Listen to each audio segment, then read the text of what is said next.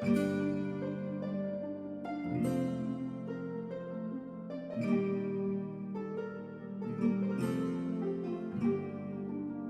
and welcome to There Be Dragons episode 14. We've changed up the seating arrangement a little bit this time, so I'm going to start with my right and we'll see how it goes.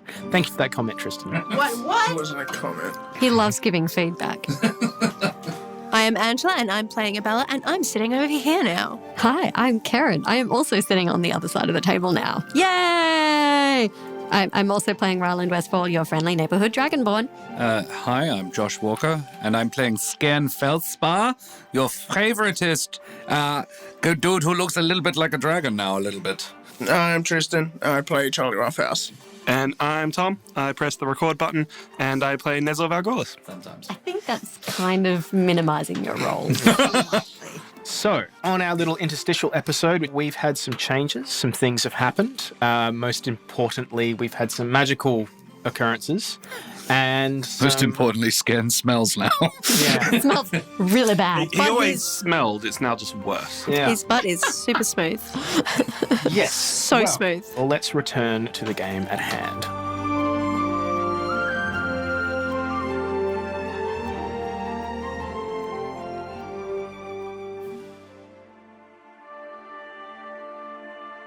Dawn breaks, and Skairn, once you've awoken, all that hair has regrown, Fucking. and you still smell.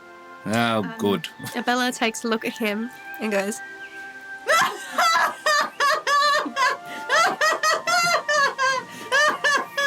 I'm not shaving your butt this time. I'm impressed you did it the first time. So was I, to be honest. I think she was experimenting a little bit the first time, and now she's done. It was more for a funny story, but this one's better. Skin, you look different. Can I control flames the fair hair off? You do so, and they burn away, and you smell even worse. Oh, God. Now you smell like burning hair and the other stuff that you smell And like. Could you get downwind, please? And you look like you have alopecia. No, I wouldn't do the head. You're really good at controlling flames, are you? Like, only about Apparently 4 I have hours? gained this automatic, amazing ability with all of my spells. Alrighty, Snake Eyes, you just pop yourself on downwind there. Just We're still near the river, right? Yeah. I'd probably go for an early morning dip. Sure. After having done my morning ablutions, which involves burning most of my body hair off. Apparently, this is my life now. Rhylind is more than a little upset to have witnessed Skairn strip naked and burn most of his hair off. I have a question. Did you or did you not miss the butt? No, I was very thorough. Good. Yeah, that's not, by the way, the controlling the flame does not mean that the flame heat is not gone. It's just you can control the direction of where it's So going. you were in a lot of pain for a You're very, very, like red skin, basically. Very tender. Hrosh has curled up on a rock nearby and is just watching you, and you're getting a sense of mild amusement from him. Is anyone I else? look at him and go, "You can keep your thoughts to yourself, little one." The whole time you just sort of get this mental chuckling from him. Was anyone else planning to do anything before you moved on? We'll assume that all the information that needs to be imparted has been imparted. I would, without I would say quietly to Rhylind, "Don't worry, Charlie and I dealt with it last night. Good. He was delicious." Please don't make that joke. Because I'm really hungry. Speaking of hungry, you can actually or very lightly smell smoke on the wind. Is that you, Skairn? Sorry, no, I took a bath. It's very, very faint. There is a fire in the area, but you don't know the source of it, and there's no clear smoke. There's just that smell. Something is burning somewhere. Hopefully not someone. That would be bad. Well, one always hopes it's not someone. Not a nice way to go. I don't always hope that. Often, but not always. I might just... How are the trees around here? They're fairly climbable. Yes, absolutely. I might just climb one and sort of have a look to see if I can see where the smoke's coming from. I'll give you a boost. Yeah, roll me a climb check. I got a 12, so Yeah, you're good. sick. 12 on the dice is more than enough. Like, it wasn't a hard check, but we all should always see if you are going to fall and break your skull. So, yeah. It'd be the worst way to die ever after everything You we've been clamber through. up this tree. It's the tallest one in the area that you can find. But what you can see from your vantage point is about 2, maybe 3 miles ahead of you. is what looks like the blackened remains of a bridge that crosses the Ore. I think we know what those horses were doing last night. The ones with all the fire? Yeah, the ones with all the fire. Yeah. Doesn't look like we're getting back over onto the Earhart side. Is there... Can I see if there's a different way to cross? Is the river sort of uncrossable? Roll me a perception check. Oh. I'm going to give you disadvantage on this one, so roll twice, pick the lowest. Well, I got... okay, so I got 19 on the first one. And then I got 9. And that's plus 1. 10. Okay, that's fine. I should have probably waited to get Bardic Inspiration. I'm going to be trying to use it more, seeing as now I have a whole bunch of it, and it's a D8, and I get it back way quicker. So you clamber down and relay all this information. I do? Cool. She doesn't notice anything else then. No. What's the plan, guys? Onward to Rattou? Yeah, it seems like the smartest idea. Don't have a better one, at least at this stage. Who owns Rattou? Do we know this? It basically sits on the borderlines of the two countries. Oh, good. So it's Another one of those. Not like Orim though. No, not like a ream. It's nominally Bashano. How is Charlie doing? He is very quiet. Yeah, not terribly well. He would have gone off sort of away from the group. Just to eat breakfast. Well, with a sort of a somber air over everything. Did we collect the ashes, or did we wait for the fire to burn down, which would have taken a while? Do you want to go back and get the ashes, or have we gotten it already? He would have already gotten them. Okay. So I'm just going to say, for the sake of expediency, that you all gather your campsite together, and then after breakfasting, scouting, and having a little bit of a chat, you all decide to continue along the road that you were travelling. You arrive at the bridge, and yes, it has been burned down. It was wide enough to carry a cart across, but now it is little more than charred planks in the water, a couple of posts that would have held up said charred planks, a section in the middle that looks like it would have been pulled up to allow ships through. Yeah. The centre of the bridge looks like it had stone foundations, but that was the only part that did, and those are still relatively intact. But the whole thing has been pillaged and taken to. So how wide is it? At this point, probably 250 feet. Uh-huh. Oh, okay. That's not that bad. So to set the scene for you a bit better, we've got this bridge, and then we have a road on the opposite side, in the Earhart side of the territory, and then the road that you're on currently does continue on further. Sure. Until we know otherwise, this is the best course. Not that we have an enemy with either side, but... No, but it'll just be easier to get into the I city. think we have an enemy on all sides, to be honest. Yeah. I wonder who burned the bridge, though. Well, that would have been the Earhart. Yeah. You may not have been awake for it. There was some horsemen last night, large numbers of them travelling single file and holding torches. Oh, wow, I sleep deeper than I thought I You did. did. I felt it like a kilometre away. And I was also on a... Did dream of an earthquake. There you go. That's probably what it was. Freud wouldn't have anything to say to Good this. dream. I became a mountain. Okay. Abella revealing unusual depth. Heights, I would have thought. Because I'm a mountain. Mountains. I'm at height. Okay. Well, you know what? I got you. It's good. No, I'm with you. I understood it. I just, He just didn't like it. worth it. Dream interpretation. I was Abella implying DeRosier. that you had depth, and now you're implying that you have the opposite of depth. Fine. Oh, dear. So decisions. Do you want to cross or do you want to continue? Stay on the side. Stay on this side. I can't be bothered swimming across a river today. Firstly, yeah, there's no particularly good reason to swim across that river. And secondly, we might find a bridge later on that's a good bridge. Okay. Why get wet when you don't need to? Let's keep Yeah. going. Don't read anything into that. Alrighty. I was all the way over here, my dear. Downwind of you. Not nearly downwind enough. You know what? I don't need your negativity. Okay, well, you continue along the road, and another hour or so later, it's becoming far more overgrown. The forest is starting to get far thicker. The light that you were getting before, not so present. And the road is actually starting to veer away from the river, heading further and further inland. It takes a little while, but you suddenly realize you're actually moving downhill. It's almost like you're heading into a very heavily forested valley, and you're just at the cusp of it, where you actually see a very old, eroded-looking plinth with mossy, overgrowing plants that have come into bloom, and a shining white, very recent replacement statue of 3 elves. And one of them is holding a scroll, one is sitting and thinking, and the other one is holding a sword aloft. And this looks new. And when I say new, I mean like at least within the year. And nearby in the shrubs, you could actually see the remnants of what looks like an old sculpt of someone in a cloak holding a staff. The staff is broken away from it. Like it looks like it's been damaged deliberately. Abella, you would recognise this immediately. This is the 3 founders of the Bashano Republic. Oh, now I'm going to have to remember specifics. Whatever, Abella wouldn't. Yeah. Historical guys. Good. You're going to have to be a little bit more specific with that. Oh, it's basically... I'm surprised you haven't heard of them, actually. I'm surprised you can't remember them. They made... No, I know of them. I just don't remember this. Old Bashano was bad. These guys came in, fucked shit up, made it not bad.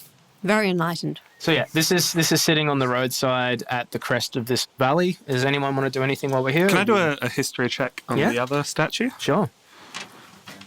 There's a 15.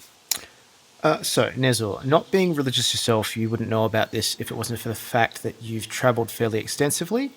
Places like this are fairly common. This is a small shrine to the Journeyman, the god of safe travels. He has associations with the natural world and knowledge, and places like this are often maintained by his followers who also take care of safe resting sites for travellers along paths like this. Sometimes these are small campsites, sometimes they're actual structures. It's fairly varied in what constitutes a safe place. By and by, though, the Journeyman's considered a fairly neutral deity. Yeah, okay. But they've torn down the Journeyman and put up these guys. Is that Right. a Bashano I thing feel in like general, or is that a... Is it? This is not something you would necessarily have ever encountered living in the city. Yeah. Would I know something about it? Because I'm sort of curious about this. I actually think the only person who would know anything about this would be Rhylind. Ooh, can I roll perception then? You don't need to actually roll perception. What I'd suggest, though, is maybe just roll me I'm going to say history. History? Yeah. Yes, noble family. I would have had history lessons. 10 plus 2, so I got a 12. The Bashano love putting up, like, statues about themselves in territories they claim. The only god that they tend to actually give that much of a shit about is the Fury. People like the Journeyman, you know, the twins, anyone like that. They don't really care. It's more a case of, well, there's a plinth here and this is a major roadway. Let's remind everyone where they are. You're in Bashano territory. We're going to put up the founders. Isn't this a beautiful example of the Bashano just reminding us, hey, we're here, we're the Bashano, deal with it. Yeah, isn't it great?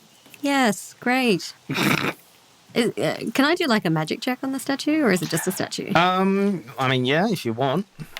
Arcana plus 2, sorry, 15. Yeah, 15. Look, there is some sort of low-level magical... Like, the way I would describe it is just like any other magic you can have. There's sort of this weird, like, hairs on the back of your neck static feel. It's probably just to keep the statue in good shape. It's like an anti-weathering effect that someone's probably put in or worked into the stone. Is it cast on the plinth or the new statue? The new statue. Because the plinth is presumably weathered and old. Yes. Uh-huh. And it's overgrown.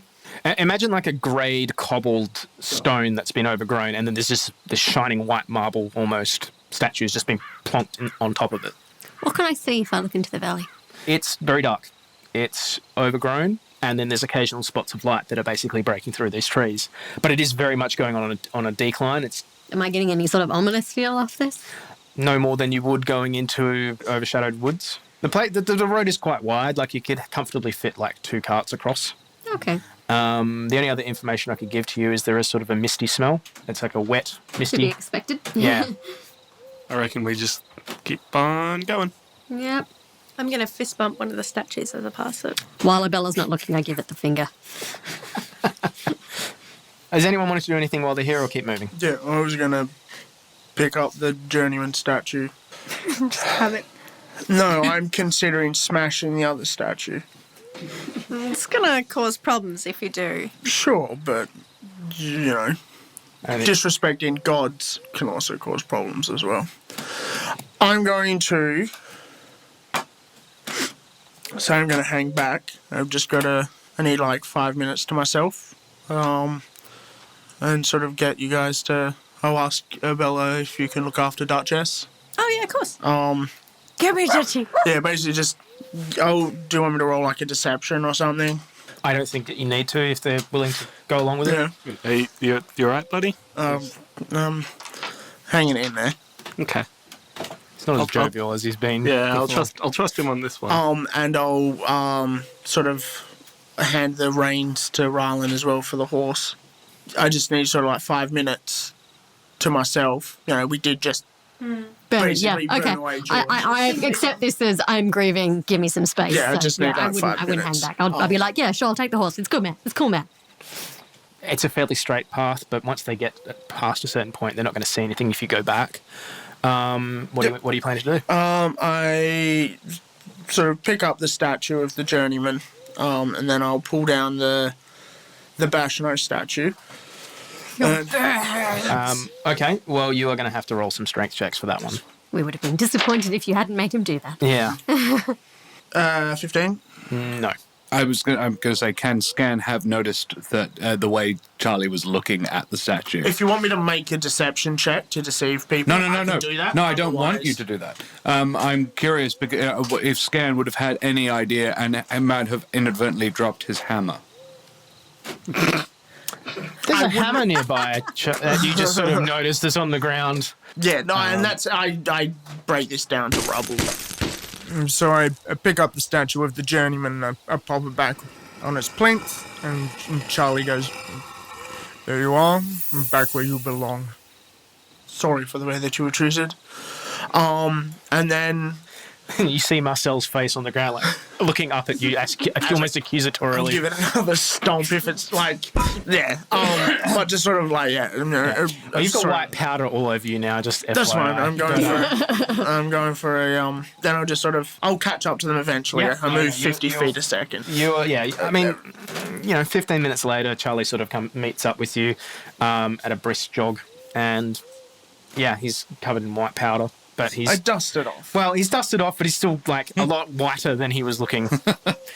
Oh, and then I'll just sort of using the horse to shield myself. I'll pass the hammer back to Skairn. Because you're at the back, so I'll just sort of make sure Abella's on one side of the horse. Skairn Yeah, would I don't think literally Abella take it notices. from your hand and go, and then he uses gust to dust the rest of the dust off you. Okay. As you're in this valley, the road does veer and start to wind serpentine through this area. It's clean enough road, it's just the terrain is not ideal. And I do want to specify, because you did state that before, what you see next, whilst not dangerous in of itself, probably gives you something of a startle. You turn a sharp corner and immediately see two corpses hanging from trees. They've been recently killed by hanging, and they have two sticks sticking out of their eye sockets, like antlers. And there is a sign hanging on it, written in Bashano, saying, "Spies will be hung." Are they human or They're elf? human, and they're wearing Urheart colours. Oh, shit. These would be scouts, not spies. Yeah. That's Spies don't dress to be noticed. But at the same time, let's leave them. Charlie's going to stand there holding the Urheart chess piece that he picked up back from Areem. Big eyes, looking at everyone like, what do we do with this? What do I do? Should I? Do you have a bag? Charlie, would you like me to use my mighty axe to chisel that Urheart symbol off that for you? Well, I mean, I kept it for you. It's an upgrade, and That's I very figured kind if of we you, Charlie. could Thank you. get the Urheart bits off it, then... Yes, I feel that it has a somewhat sense of urgency to it at this exact moment. Well, can we put it in a bag? Until they look in the bag and see a hidden Urheart Urheart symbol. emblem. True enough. Yeah, I don't know if you I'm read the with you there. sign, but it said spies. Yeah, spies. Yeah, I'm with you. And Okay. yeah. Sure. What sort of work would it take to remove any identifying Because they Urheart do have bits off? armory abilities. The thing is, you could absolutely remove those sigils, those insignia. The thing is, the design is distinctly Urheart. Or I could just throw it in the trees. It's probably safe. Look, do you want it? Particularly attached to it. Oh, not if it's going to get me killed. I will make a dexterity throwing attack. to throw it as far as possible. I'm just going to say you do. Well, I just do anyway. So. I'm just going to point out that I have an insignia of rank on me. Yeah. Is that Erhard? Distinctly Erhard? Yeah. Like, what would that actually be physically? It's a badge of office. It would be your house arms. Matt's Take it off. smirk at you realising this. I'm not getting rid of it. No, I'm not asking you to throw it away. I'm asking you to take it off. Like, I wouldn't be wearing it on the outside of my clothing. Ryland's not that stupid. Should have it in a pocket somewhere. Yeah, I figured that it would be. I'm going to get it out of my bag and I'm going to, like, tuck it down the front of my shirt where people hopefully will not be looking. You don't have boobs. We've been through I this. know I don't have boobs. Just tell them they're Yeah, like you dragon tits. Well, Yeah, one. exactly. What's that lump? Dragon tits, didn't you know? Yeah. So yeah, 25 Can I- to Yeah. just vortex it as far as I Yeah, can. no, it makes a sound like a frisbee. Okay, can I kind of tuck it inside my clothing somewhere Yeah. where they'd have to physically search me? Look, if you are trying to like surreptitiously secrete it upon your person, Secrete? secrete Yeah. Secret? No, secret. Secret. upon your person, and for the purposes of if someone tries to check you later, Yeah. I might get you to roll like a subterfuge thing to see how well you can hide it. But if it's just you want to put it out of sight and risk it, Well, like someone might search my bag Put and it I in your might ass. theoretically... the secret to everything. Just I put my hands inside my trousers Yeah. and I pull a sort of a face, Yeah. and where it is my business. Yeah, I think that's a good policy. And I'm also not going to make you roll for that one. I'm so happy and proud of you. Okay. Okay. In real. In real life, I'm just going to pull it out. I'm going to pull it out and show it to you. It's like, I'm just going to put this somewhere a little more. Oh, We'll give you some time, dear. Oh, don't be disgusting. turn I'm around? just going to, like, because I'm wearing chainmail, so I'm going to Yeah. tuck it inside my chainmail, so it would Sure. be kind of on my inside shirt. So they'd have to actually strip me down and search me to find Sure. Are you going to do anything about the corpses? Leave them there, move on? What's the plan? I'm going to salute them. Like, I wouldn't do like a full-on salute, Yeah. but you know, I'd kind of. I want to be very clear. Those branches that they've stabbed through their eyes to make like artificial antlers are wedged through the bone. Very uncomfortable. How busy is it around here? It's a major road, but there's no one on it so far that you've seen. Yeah, but there's the chance of someone seeing me cut them down. Yeah. That's why I said don't cut them down. Yeah. Pick your battles. I get where you're coming from with it, and I would say that like Skairn would say, I know how you two probably feel. I'm thinking this is not something we need to necessarily get messed up in. They're dead. They can't be hurt anymore. Charlie and Skairn, you guys would also probably just out of the fact that you guys have the most in terms of passive perception, realize also that these branches were inserted prior to hanging. Yeah. I assumed that. Yeah. So, Roland was Was just this- kind this of was- believing the opposite out of wishful Would thinking. you have said the cause of death? debatable. Is there anything up there about them that might be useful to us? You could cut them down and have a look.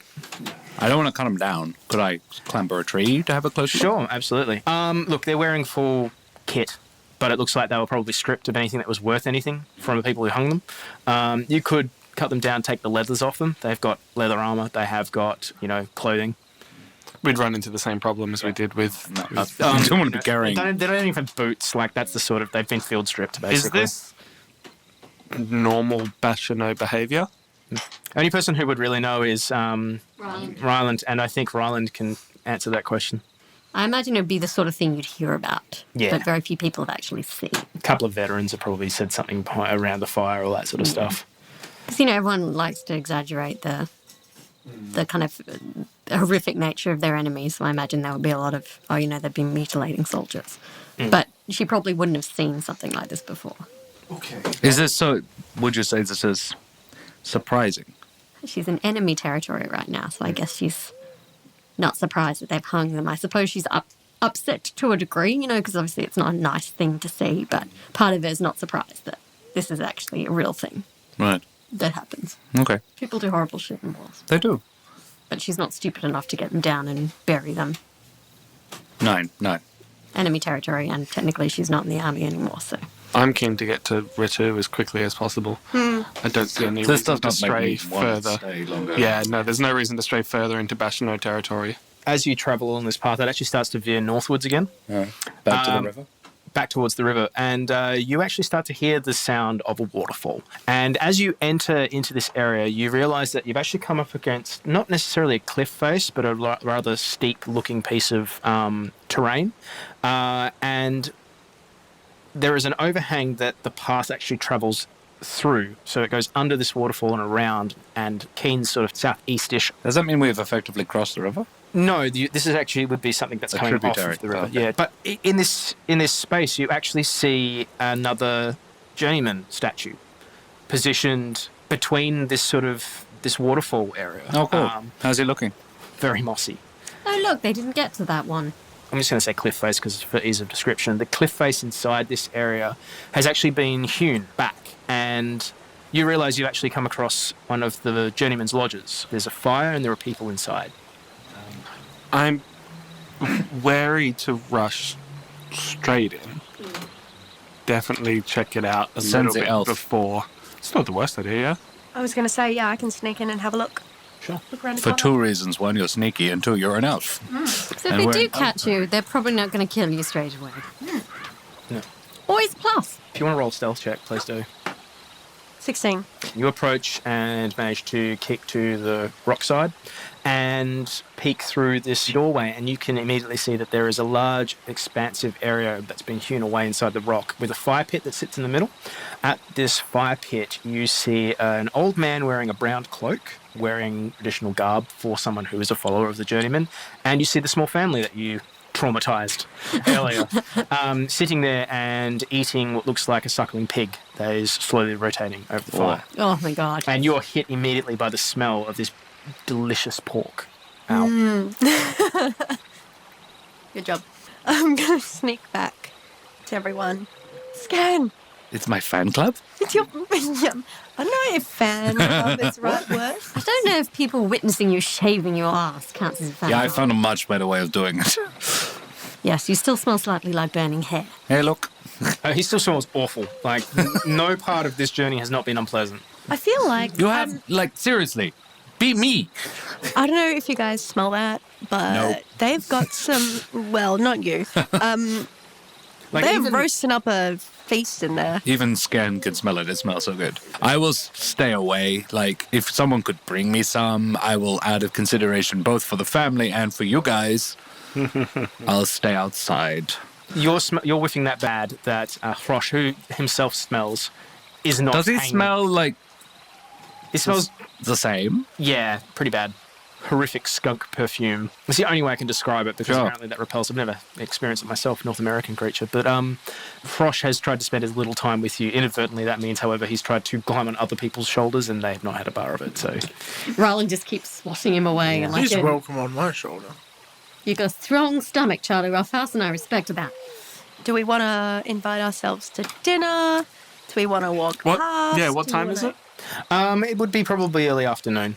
Oh, we haven't Invite eaten, right? ourselves to No, lunch? you had breakfast. So as a point, I can forage. Oh, yeah, no, not because... No one's worried about Not food. because we're starving. Yeah. Just because... Do we want to make some friends or do we want to just push on? If I'm happy he's a either way. journeyman, would he might maybe know how to make you stop stinking? I'm all for this. Could you, one of you, ask him? Hey, Mr. Journeyman, my friend really smells like so bad. Like magic smells. Any ideas? Okay, well, we could ask him that. go That's inside. good practice. Let's actually go Just ask to him. the point, I'm going to say as little as possible. All of us, or... Why don't you go? They were they elves? The family? Yeah, yeah. No, they were human. Oh, okay then. I would have, instead of going in, you were saying the statue at the front's like really mossy. Yeah. I would have sort of hung out with Stan and just sort of cleaned the statue up. And while you're doing that, I would say I can and flame. Sure. No.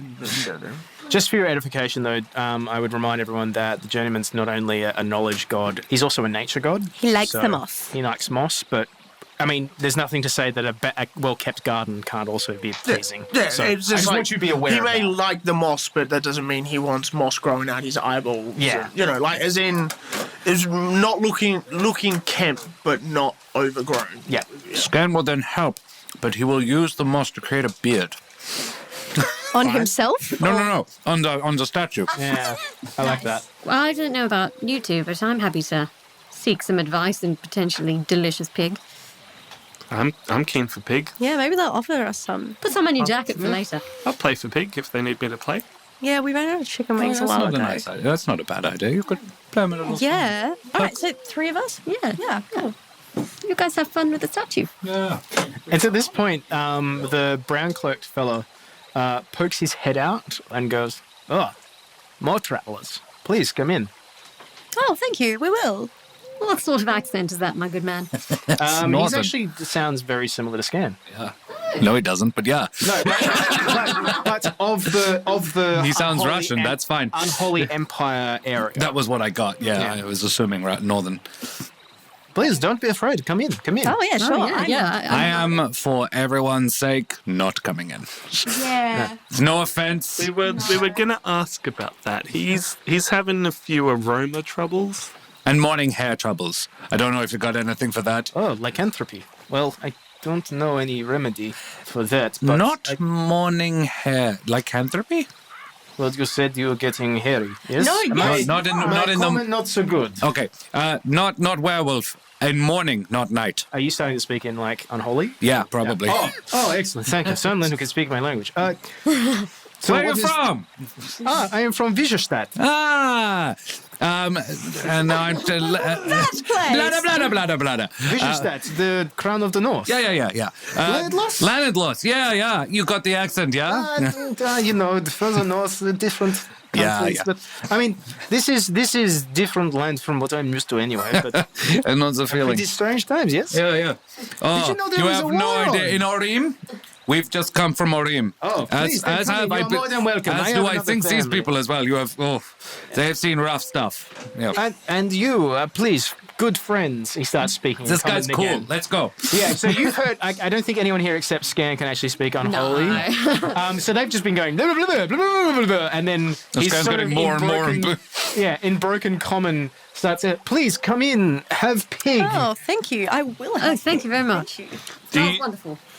do you need any kind of entertainment? I'm a bard. I entertain myself, but for He friends. plays music. He's good. that's- good, friends. Yes, You've come, selected please. I don't know. Yes. Yeah, Nezor, I don't know if you were offering what you thought you were offering then. And the big man, he also wants pig, yes? Oh, yeah.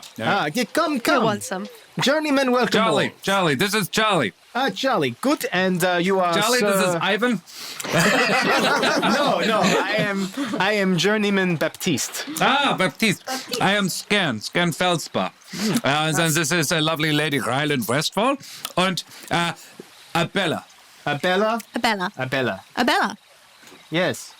and this little one, he is. And he's. I'm gonna. Whenever he's speaking in non-broken English, I'm gonna say he's speaking in unholy. But yeah. Is he speaking in unholy now? Yes, when he's not speaking in. Oh, okay, because right. I'm gonna be very. When he's like, "You want pig, yes?" That is very much him. So yeah. Skairn will have to translate basically everything you say. Yeah. Fine. Nezor Valghoorlis. Valghoorlis, strong name. Like this man. You are good and welcome to mine Journeyman's Hall. Excellent. Yeah, Nezor. Skairn valiantly stays his straight face. Nezor, you should You are show, all welcomes to my hall. Nezor, you should show him your entertainment while you're in his hall. Valem had Germany. Yeah. Yeah, as I say, you are all welcomes to Baptiste's Hall. Please. Let's all go into Baptiste's go in hall. Baptiste's hall. Let's go. Just for clarification, I'm saying this correct, yes? Well- I understand what I'm Yes, saying? absolutely. Technically speaking, yeah. Oh, good. just for clarification, I think I would know a little bit of unholy. I guess Ich bin while eine Berliner. Nine. This I is am a German. jelly donut. It's a female donut, Yeah, actually. I'm a female donut. But yeah, no, he's very, very welcoming. So I'd have a little bit of pig, and then while everyone else was sitting down, I think I'd start Yeah. up a somewhat cheery, but not. He overly actually happy serves fun. up the pig. He has like a flick knife that he just sort of like, Yeah. just it pops out of the sheath, and then he starts cutting like nice big rashes off this thing. Do the family recognize us? The Probably mother not me without my instinctively clothes on. places her hand over the child's eyes the moment the scan pops around the corner. I'm gonna He's try fully and- clothed this time, I promise. I do not know the names of the ones who are sitting in this room with me. Skairn immediately just was like, so you are from Orim?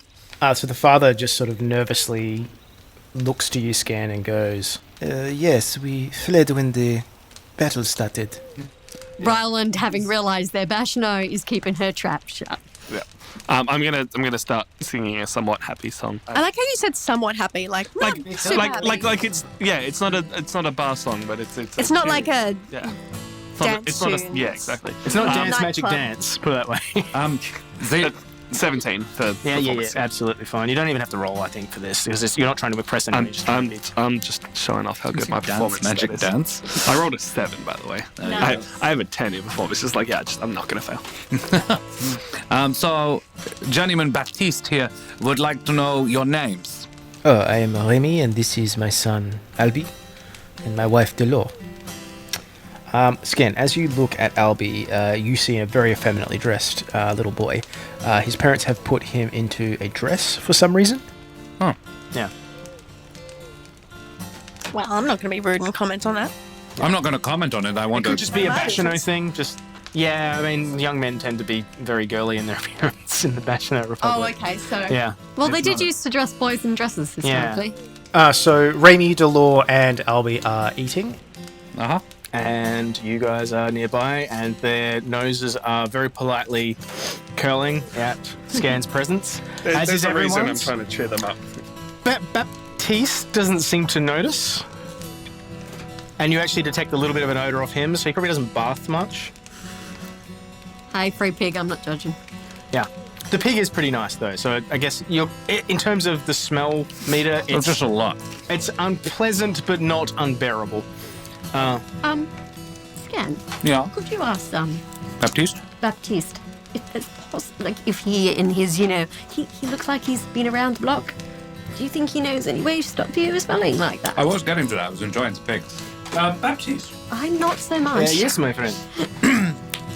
I don't know if you've noticed. If you have, you've been very polite about it. But of late, as in the last couple of days, I have been suffering from something of a curse. I smell.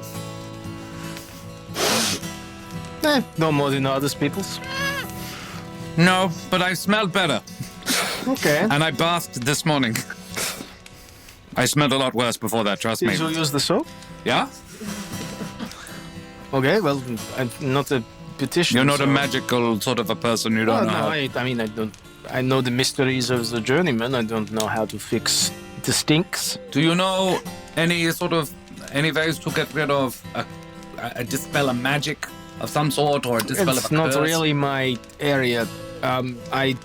I write things. I make maps. I'm not really a magic man. No. So I was just I know wondering. a few, but I have not seen them as of late.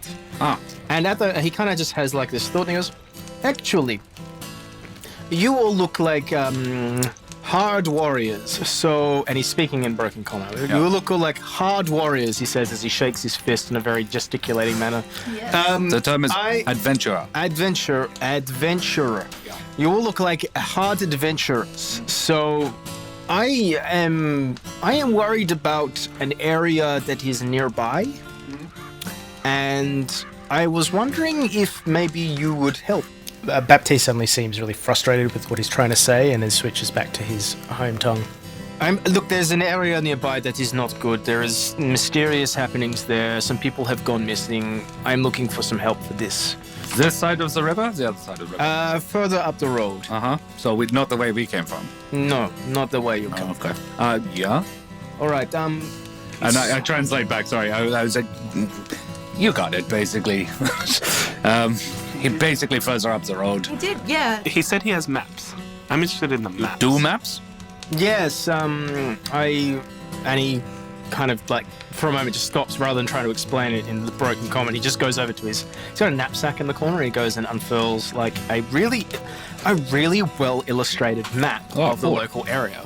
Okay. And it's got little embellishments like you see like a pixie in the forest, and then there's like a this fish jumping out of the stream of the ore, and then there's like all those really nice sort of embellishments you put on it. It's very fine parchment as well. He goes, this is my map.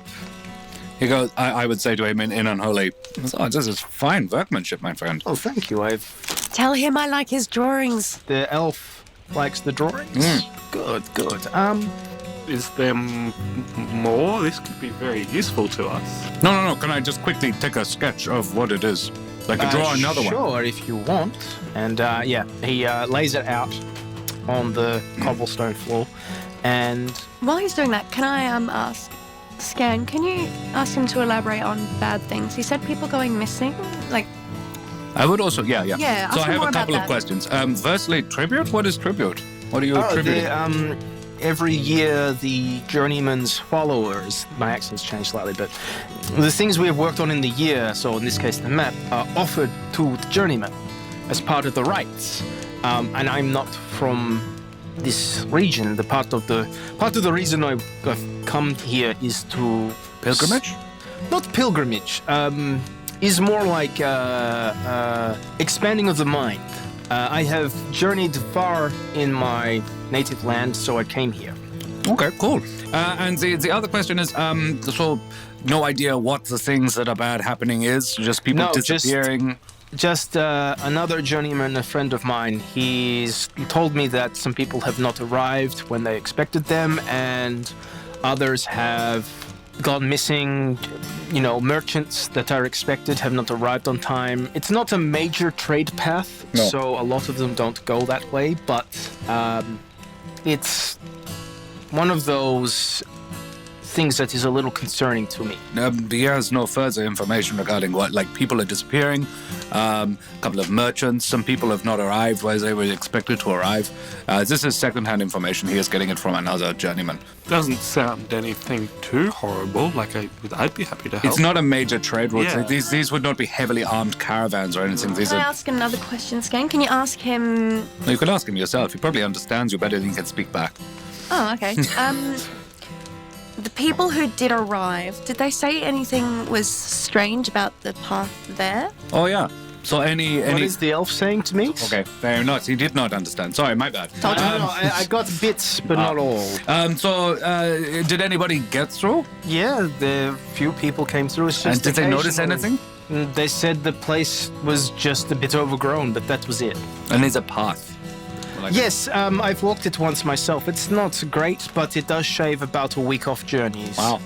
So, it's through a marshland, Perfect. like a swamp. Yeah. To be honest, I think they just got lost, but... It's a lot of people to get lost, though, if the path is all right. Look, we can check it out. Is the people getting... If you don't mind me asking, where are you going? Rattou? Oh, then this is perfect, because it connects to here. Yeah. Does this actually save us time? Yes, a week. It saves us a week of time. Oh, why the hell not? Yeah. It's marshy land, not great.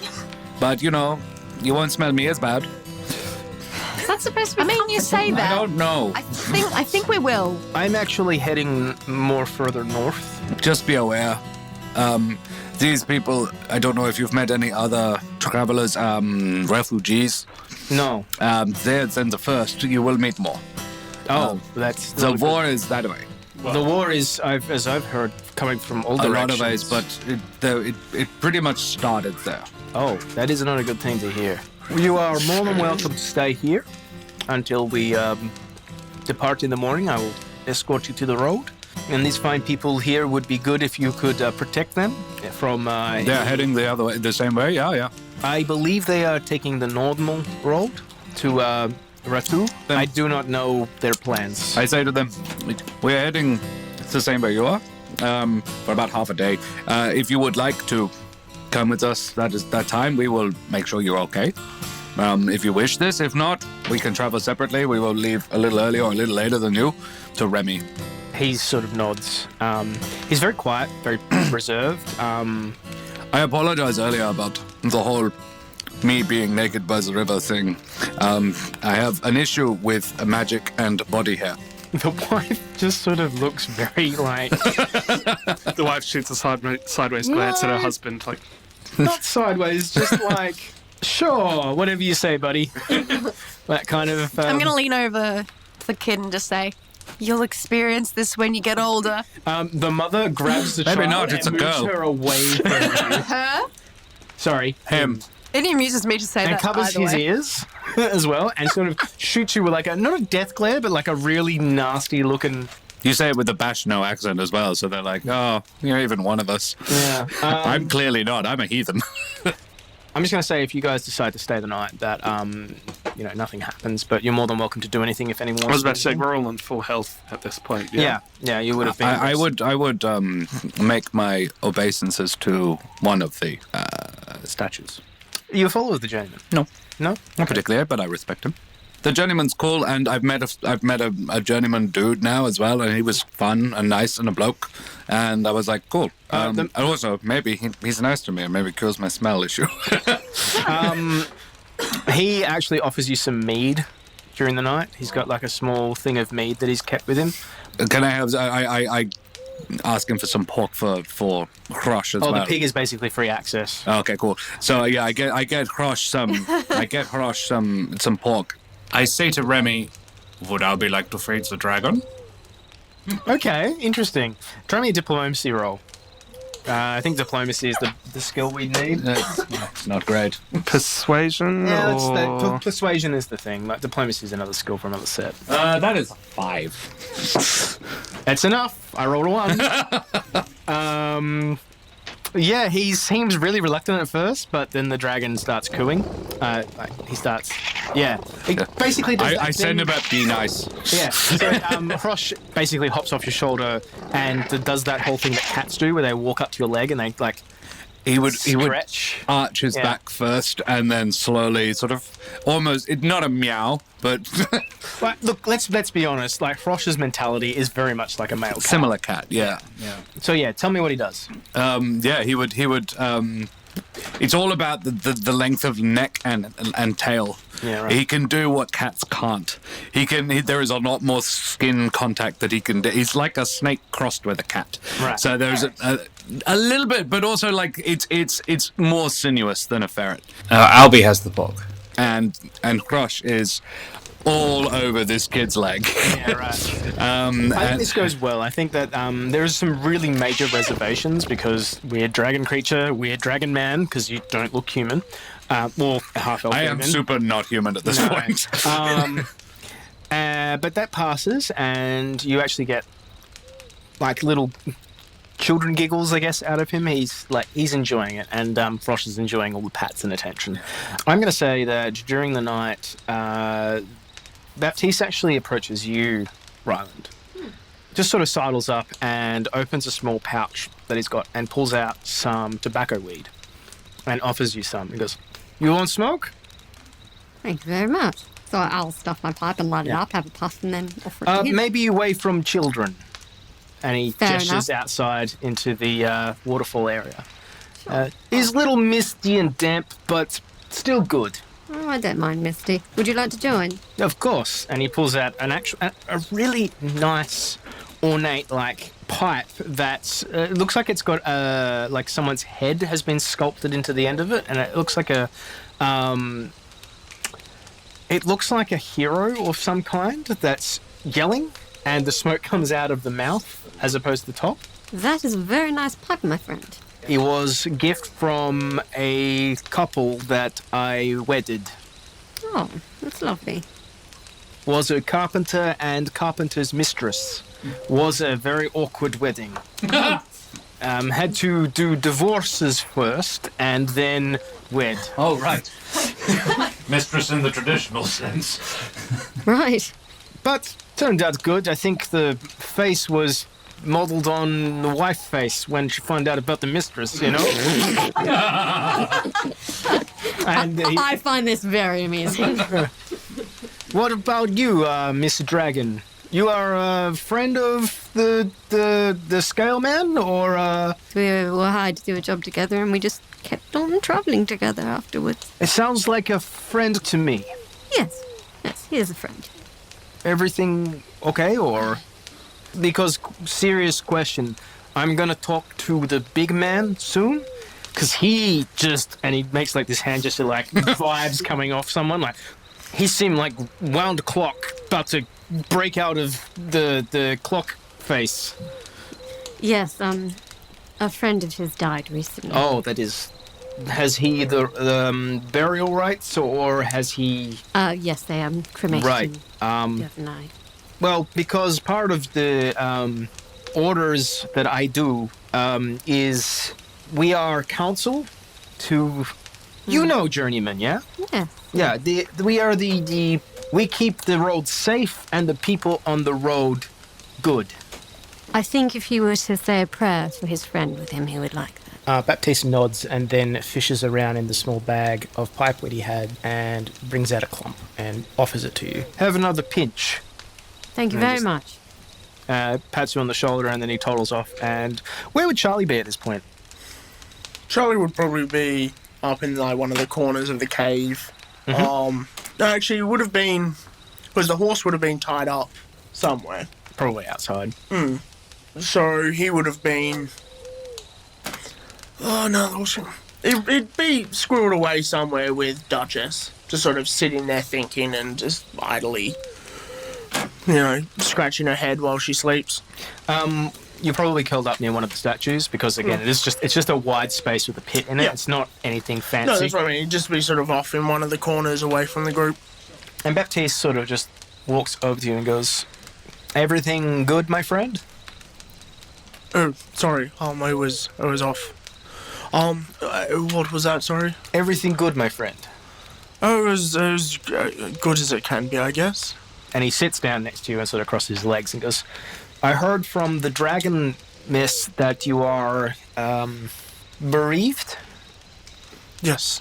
I'm very sorry to hear this. I once had a journey partner. I would like to provide you with..." He sort of sits there and tries to pick his word. He goes, "Prayer with the men who pass, or the woman." Yes. No, I'd like that. The gentleman clasps his hands together and bows his head and begins to pray for you. Yeah. Charlie's sort of, holding back emotion. Yeah. As best as he can. So after Baptiste completes his prayer, he looks up at you, opening his eyes, and pats you on the shoulder. Remember good times, don't remember bad times. All times are good times. He sort of nods at that and he goes, "Might I ask you a few questions, actually? I don't know how to put this. Does the Journeyman teach anything of a group of assassins?" He looks at you very cockeyed and shakes his head like, "Don't know what..." He'll sort of open his bag and gesture to the mask without, bringing it out in front of everyone. He just looks nonplussed. He has no idea what you're talking about. That's no worries. Also, there was a statue of the Journeyman further up the road. Oh, yes. His mood very much darkens. He starts talking in his native language. He goes, "Bastionet has said that they're so good they knock over the Journeyman statue. He's the wayfarer. He takes care of the roads, but then they come along and they destroy it and they start putting new place a things in it." hand on his shoulder and go, "The Bastionet statue fell down into thousands of tiny pieces, and the Journeyman rose back up." He looks at you for a second, looks at your clothes, looks back at you and goes, "Oh," and then winks and goes, "Thank you for tellings. You have a good safe journey, my friend. I will say prayer for you." And then he gets up and he sort of very, very yes, the Cockney wink and the... Yeah, he's like, "Oh, yes." Yeah. Does she go? Hey, your wife. But yeah, Charlie just sort of nods. Yep. And yeah, he wanders off. He does look at you for a second, Abella, as he comes away from this sort of hushed conversation he's had with Charlie that he seems very pleased at after he sort of comes away from. And just sort of looks at you and goes, and then looks away like, "Nothing interesting here." This is a weird reaction. I'll just be like, okay. But speaking of, at some point during the night, I sort of sneak outside. The Journeyman statue's outside, isn't it? Yep. Yeah. Sort of go up to him and in hushed tone, sort of, "Sorry. Don't mean anything by it. It's not like a personal thing. It's just you were there. But you do you." And I sort of do that awkward, You broke the statue? Slow punch Sorry, to the back shoulder. on the statue, bro. Just nudge Sorry, it. what other elves did. Yeah. Good. There's nothing but the fall of the water. There's no. Oh no, I didn't expect that. Just like do it from a peace of mind. Go back inside feeling a lot better about things. Yeah, right. At some point in the night, though, with your music that you're playing, Baptiste actually sits down with you and just starts singing in his native tongue, which sounds like gobbledygook to you, but I can pick up on the tunes he's going with. yeah, it's actually an old folk song. It's Skairn very much enjoys it. yeah. He is a terrible singer though. He's just off key. No. It's more the calling back to homeland Yeah. that Skairn enjoys. It's a sort of, if somebody would ask him, he says he is a terrible singer. Rhylind is just offended on so many senses right now. It's like, this stinks, that is... Oh, God. This is a Unholy Empire folk song. Yeah, it's the song basically. Is it a fairly famous one? Would it be one that I picked up on but here's what the song's about. It is about a vampiric count rounding up his town and then draining them dry, and then realizing that one of them that he drained in his blood fury was actually one that he was in love with, and then mourning her death. So and then he stakes himself in the heart. Absolutely something that I would have picked up on and learned. Yeah. This is goth you to a T. Yeah, so I absolutely It's also like 17 not just stanzas. not just picked up on the Absolutely. sorry, terrible. Not Josh, could you punch Tristan in the shoulder, please? I didn't get that. I don't actually like punishing puns. punishing. Thank you. Tristan, could you hit... I did not mean to do that. I know. Like he would absolutely know this song. Yeah, absolutely. Can actually, all right. Can Skairn notice how much he loves this? Yeah, absolutely. But it is far more bloody than any version you've ever heard as well. Skairn's like, Skairn is still like, wow. Even by wow. And I after it, I would say to Nezor, if you'll find me a written version of that one, I can translate it word for word for you. That'd be good. Yeah. I have never heard quite that version. No, never that long. You know what? You know how much of it was about, like, bloodletting on a scale we as a group have not done together yet.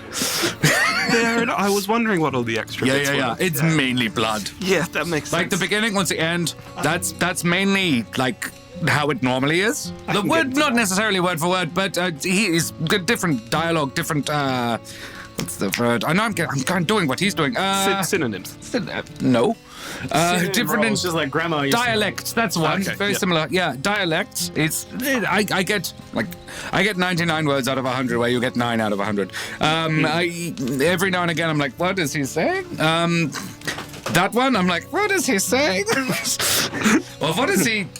I hesitate to use the word singing, warbling.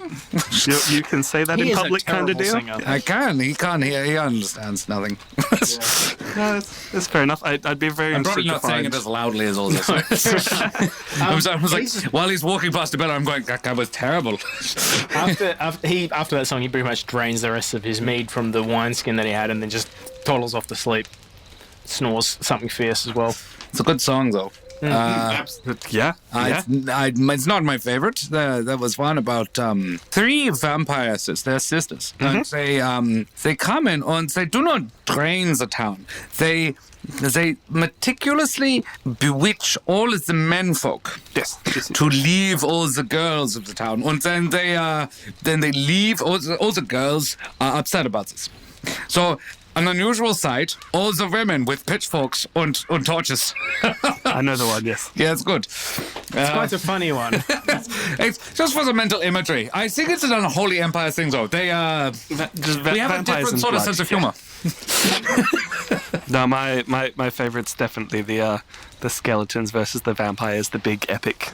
Oh, yeah. So Skeleton was a giant rat? I never liked At some point rats. during this conversation, I'm just going to shout out, You have no idea, geek girl. Go away. Cool. Okay, so I'm going to say the night's relatively uninterrupted. After all the dragon petting, the warbling of songs, the consoling of people, and the smoking of pipes, and the bro-fisting of statues. and the bro-fisting of statues, and the ignoring That of sounded really wrong. and the ignoring of Abella. Everyone settles into a sleep that is uninterrupted until the morning, when everyone awakens. Do we even set a watch?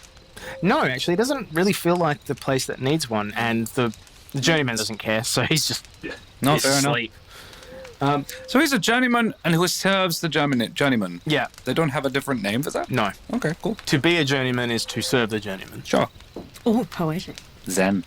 The religions that we deal with, just as an aside here, as a DM note, right? The religions that we deal with in this world have different interpretations depending on the region, but they all kind of follow the same general ideas.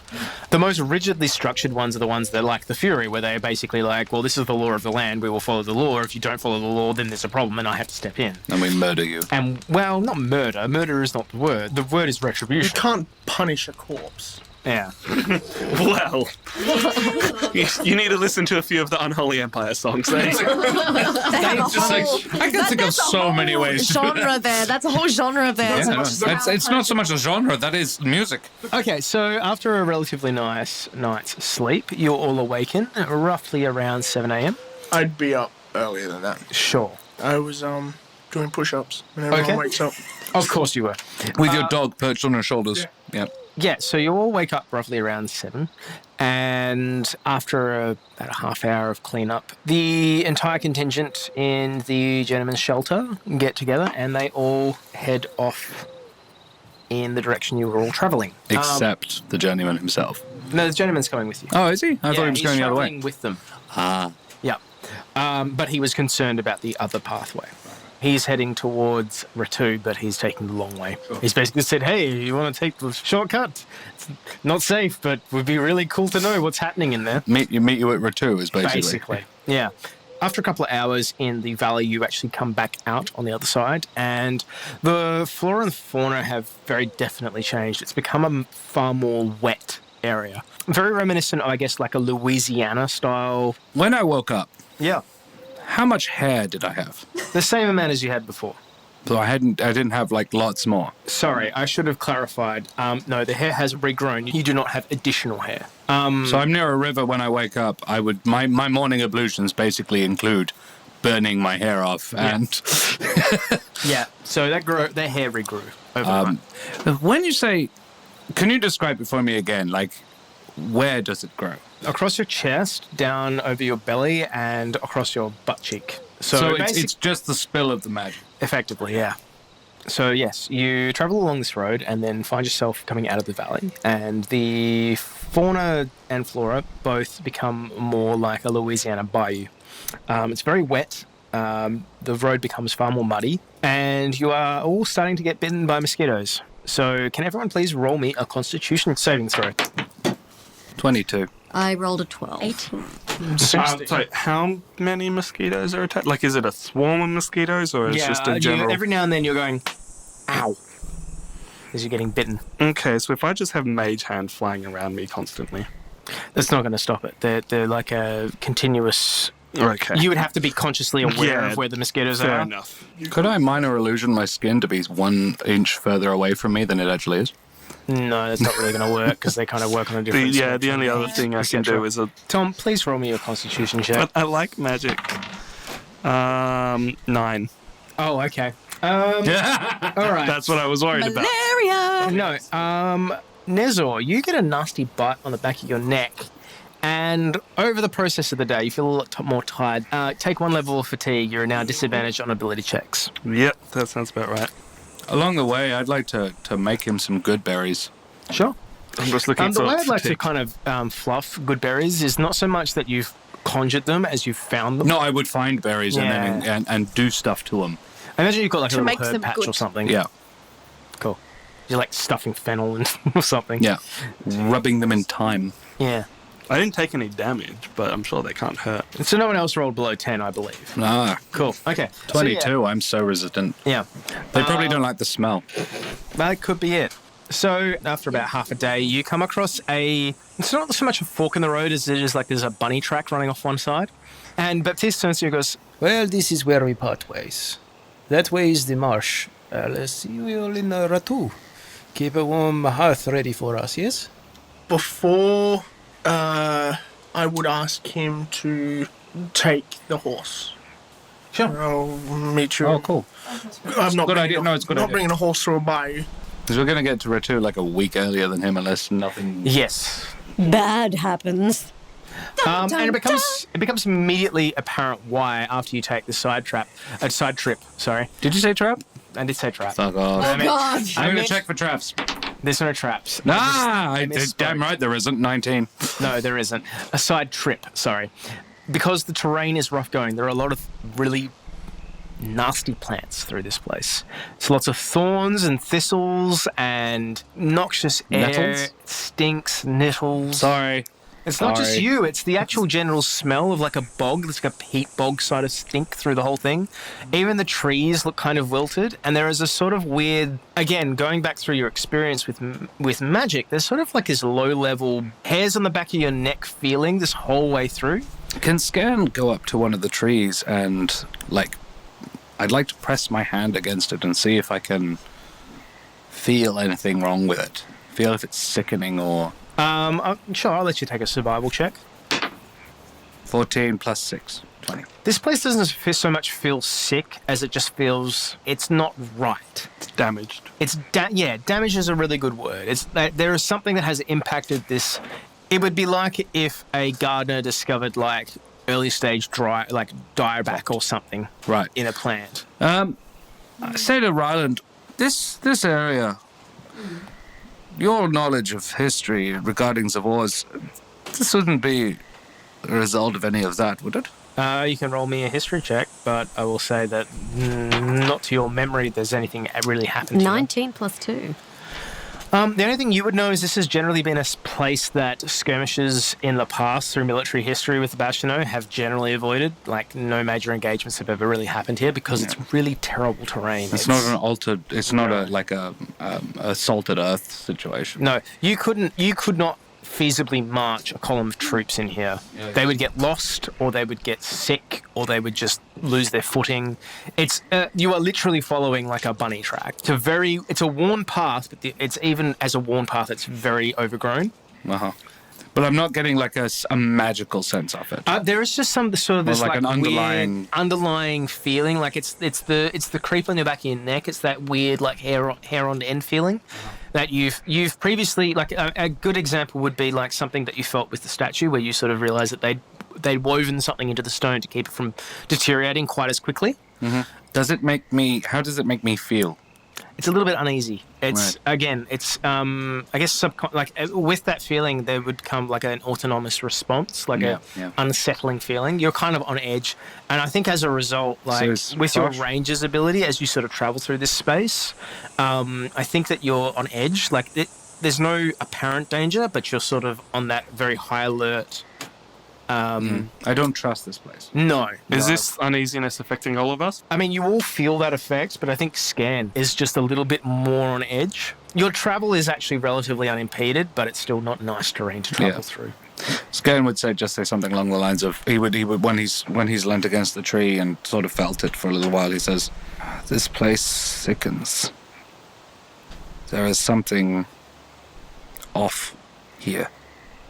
Very dramatic of you, but I got nothing more than that. It's not unpleasant. It's not aggressive. I'm gonna climb a tree. Not to get to the top or anything, just like a few branches up to see if I can see anything. Roll me a check. I'm gonna use acrobatics, which is 24. 24. So you climb the trees, and it's not a particularly great view because it's not particularly high, but in the vicinity you can see there is a mist. It's not a like, I just want to be very clear, it's not a sort of like an ominous mist. I was going to ask, so it's I'm just glad you the space, it just feels like it's got a kind of, it's getting colder, probably going to get a little bit stormy. But just to check, all of this seems completely 100% natural to me. Yeah. In fact, you can see, if anything, there's actually, the place is quite, not overgrown, but less travel than the other areas you've been in. It's a lot more wild brush. And in the distance, you actually even see like a flight of cranes. So, you know, it's not like there isn't life here. It's just, it's more wild than you're used to. Cool. I'm going to climb down. Anything? Look, I honestly think this is just a road that people who are maybe not used to travelling so much get lost on. Quite possibly. We are going to be fine, but No. I just think, quite possibly. It just... they're just not that used to it. So I think it's fine. There is some... I can't put my finger on it. It's something not right. Well, I can't see No, it's but you magic, can't see it. That's fine. I I think we'll be fine as long as we sort of keep an eye on what you're feeling. Yeah. I am. Just march on through. Save us a week. Keeping my ears open. It's going to get colder though. Just FYI. And rainy. And rainy. Yeah. I smelt it. You can smell anything right now? I can smell shit. I live in this. We can smell shit too. Good. So, I'm going to say that you guys continue on traveling unless you have any reservations against going down this path. Skairn keeps a harpoon in hand. If any animals, like decent-sized meal animals, cross our path, he spears them. I'm trying to stay behind other people, but keeping an eye out for stuff. Cool. So, another hour or so in this marshland, you notice that the plants are starting to get a bit thicker. The thorns are becoming, and the thistles are becoming a far more reoccurring theme. And you approach a fork in the road. You have 3 directions to pick from. A northerly route, a easterly route, and a southerly route. Does the map you copied say anything about this scan? No, it does not. It does not appear that this area is somewhere that Baptiste has travelled. That makes sense. He didn't come down this path. Does his map say the route itself? It shows the entrance point and the exit point, which is effectively like a couple of hours journey north of where Rattou is. For a visual guide, looking on the map, the ore sort of loops northwards and then southwards slightly. And rather than following the flow of the river, you just cut through it at an angle. It's basically a straight line. Which makes perfect sense with the terrain. Yeah. I'm going to do this how I've been solving all of my problems this session. I'm going to climb a tree. I like it. Yeah, you climb a tree, and I'm not even going to ask you to check for that because the trees here have actually gotten shorter, and the terrain has gotten more dense. And there's no real easy answers. This area seems pretty marshy in general. So what I'm looking for to see is if I can pick up on any indication about where Rattou, which direction might lead mostly directly to Rattou. You're looking northeasterly. So you can either take the northern path or the eastern path. There is a southern path as well, which to your mind would probably take you closer towards Key, but dependent on whether or not this marsh actually connects to any major areas. I wouldn't mind getting our horse back as well, so... just while I'm up there. Just while I'm up there, do I see anything weird? You can roll me a perception if you'd like. Oh, I only noticed what I rolled, which is a 1. Okay. What do you add to your perception? I mean, I don't know if it matters. It does. 1. You add 1, okay. So, it's, yeah. Look, 2. That's nothing real. It's honestly, it's just a whole pile of foliage. I mean, you can see mountains in the distance towards the north, but that's it. Yeah, pretty much. Cool. Good.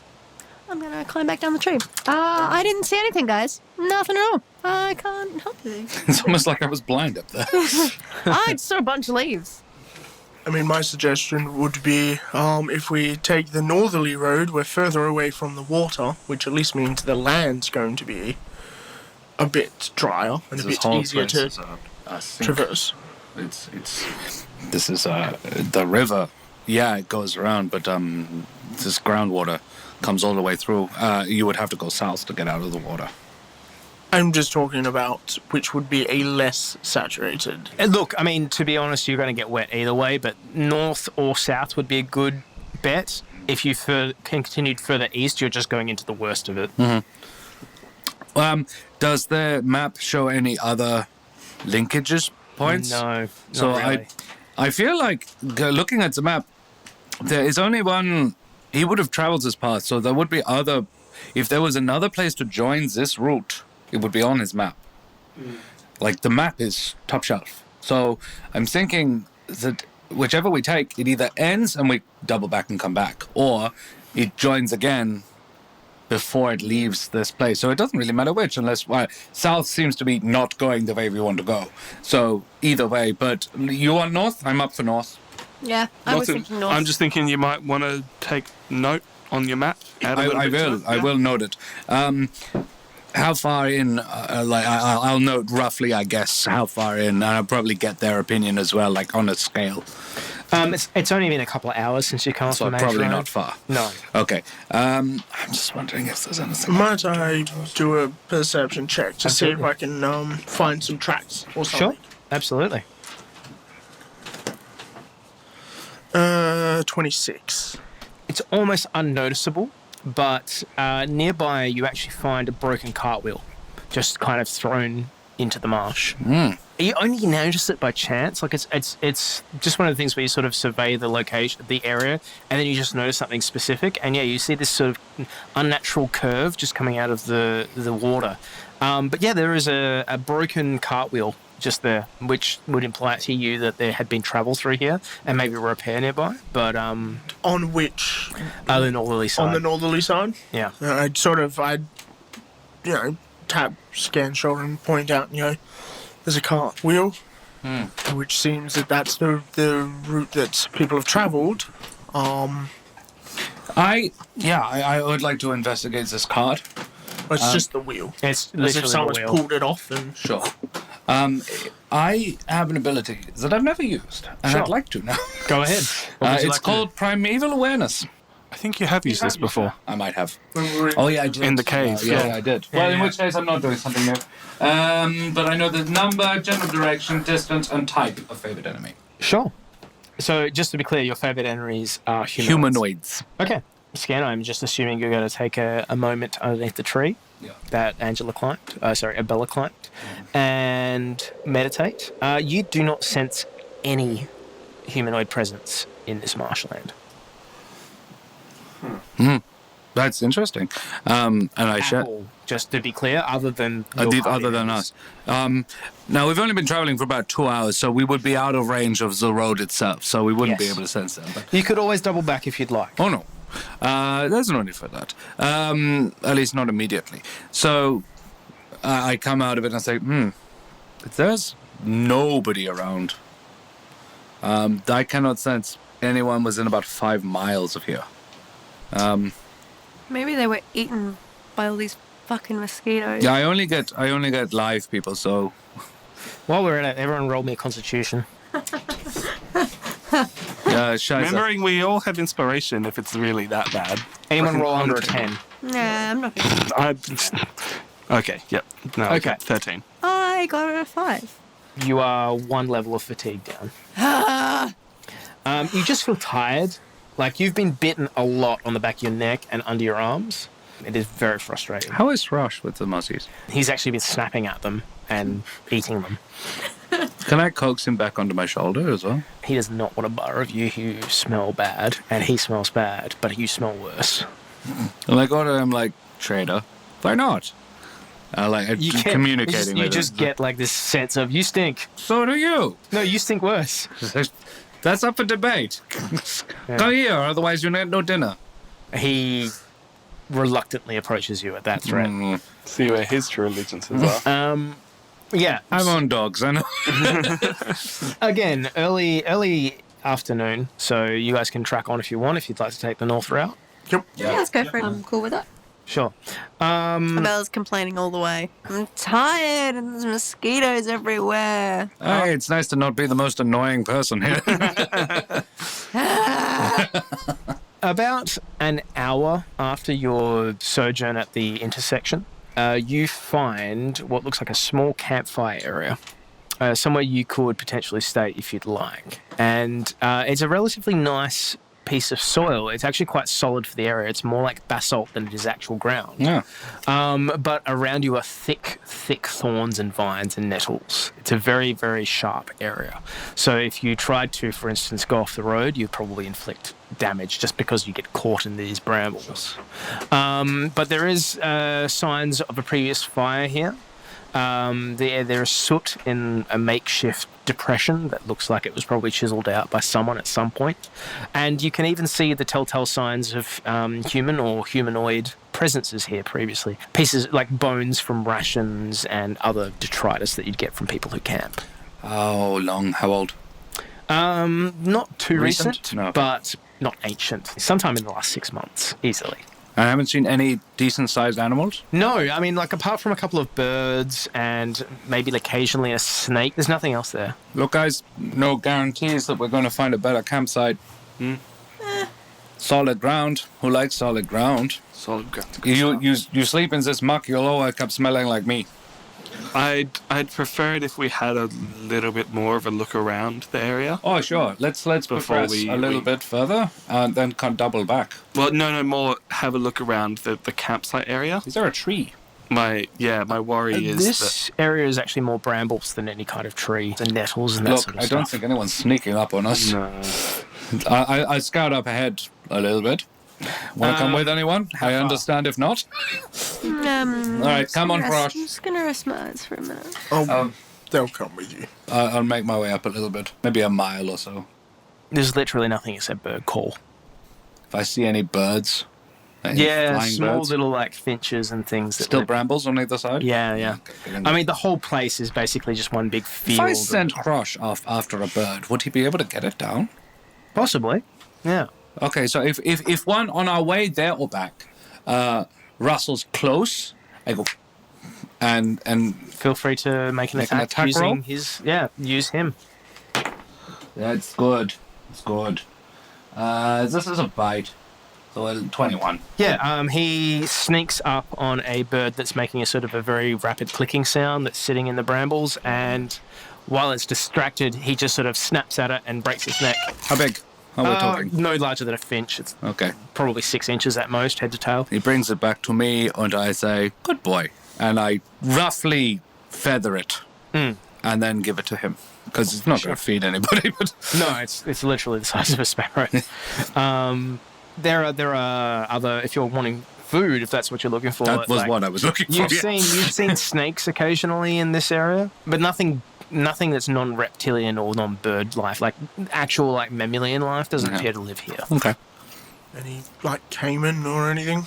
Not that you've seen, but this area has been like mostly sturdy ground that you've travelled. Can I might sort of try and do work out a couple of tripwires. I would set up a tripwire on either side. What are you making it out of, and what are you doing with it? Local vines, and the way I would design it basically is I'll just put 2 sticks on the side of the road with local vines on it and little bells or something. Do you have any bells? I don't. Let's see what I might do. You just No. set it up so that you've got some wood and then some relatively large sticks and then small bits of wood, and so when the tripwire happens, pulls the sticks and the wood falls on top of the other wood, so it'll make like a wood falling on wood just noise. wanting, so Sure. that. Okay, So well, like a clacker, just... are you helping with that, Charlie? Yeah, well, Charlie would be getting some Skairn dry would know wood how to for- do this better than Josh does. Yeah, sure.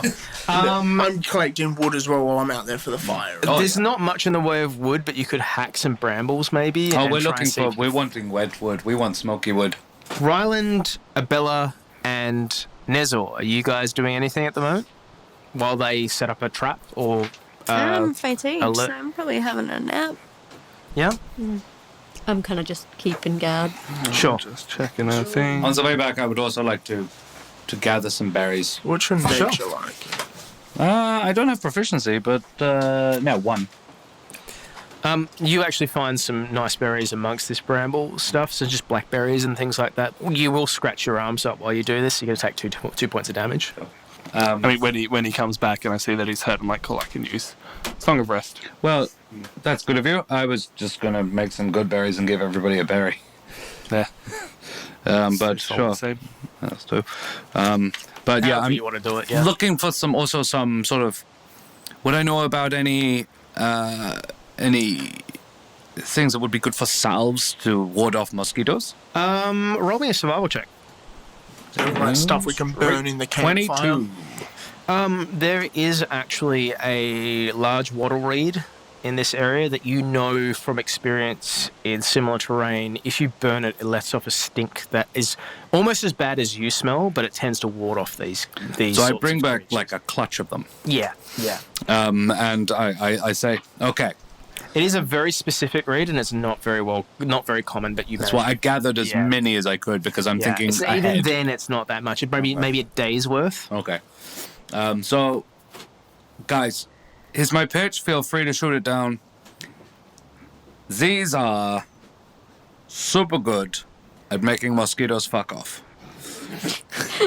Well, However, I'm listening. if I burn them, the smell, you think you got it bad already. This is what I'm saying. like once you reach a But like I certain say- point, everything just smells terrible. So burn it by all means. It's got about a day's worth. They're not common. So this is the night. If you're going to have it, tonight. They're that bad smelling that Hrosh is even keeping his distance as an unburned state. Wow, they are shit. Not pleasant. Okay. All right. So I dump. Did one of you make a fire while we were away? Yeah, sure, we would have made a fire. So I guess we would have waited for you. I was the one Yeah, you're getting fetching all the wood and stuff for it. Yeah. well, they would have gathered the near stuff. You would have gathered the far stuff, and Yeah, well, I mean, like, we worked on the Yeah. traps and all that sort of stuff. I dump them on the fire, and I say, I loathe. I know what you guys are going through already, because I'm actually. You seem to be complaining like it's bad for you, but yeah, I'm sort of used to it. This is a whole nother level. Hrosh has taken to pacing the perimeter of the camp. He's keeping as far away as he can without actually going into the reeds. Can I just get some like scrap fabric and kind of stuff it up my nostrils? Absolutely. I do so. Yeah. Anyone else want to do anything to kind of ward off the stench? Oh, I'm too tired to care. I'm just going back to sleep. Yeah, sure. Could you do, Nezor, maybe prestidigitate my mustache to smell like Earhart roses? I've never really smelled Earhart roses, but I'll make it smell nice. Tell you what, roll a d4. It's not a bad idea. I have a beard. That is a 3. Yeah, it smells like a rose. It's not Earhart, but it smells like roses. Hey, It's close enough. do that. Yeah, Still reminds me of I got a beard. That's a 4. Yeah, it smells like Earhart roses. Yeah, sick. I trade beards with you if you like. It smells like Mama's Nice. garden. You are getting here. Look, I got some berries, guys. Different pitch.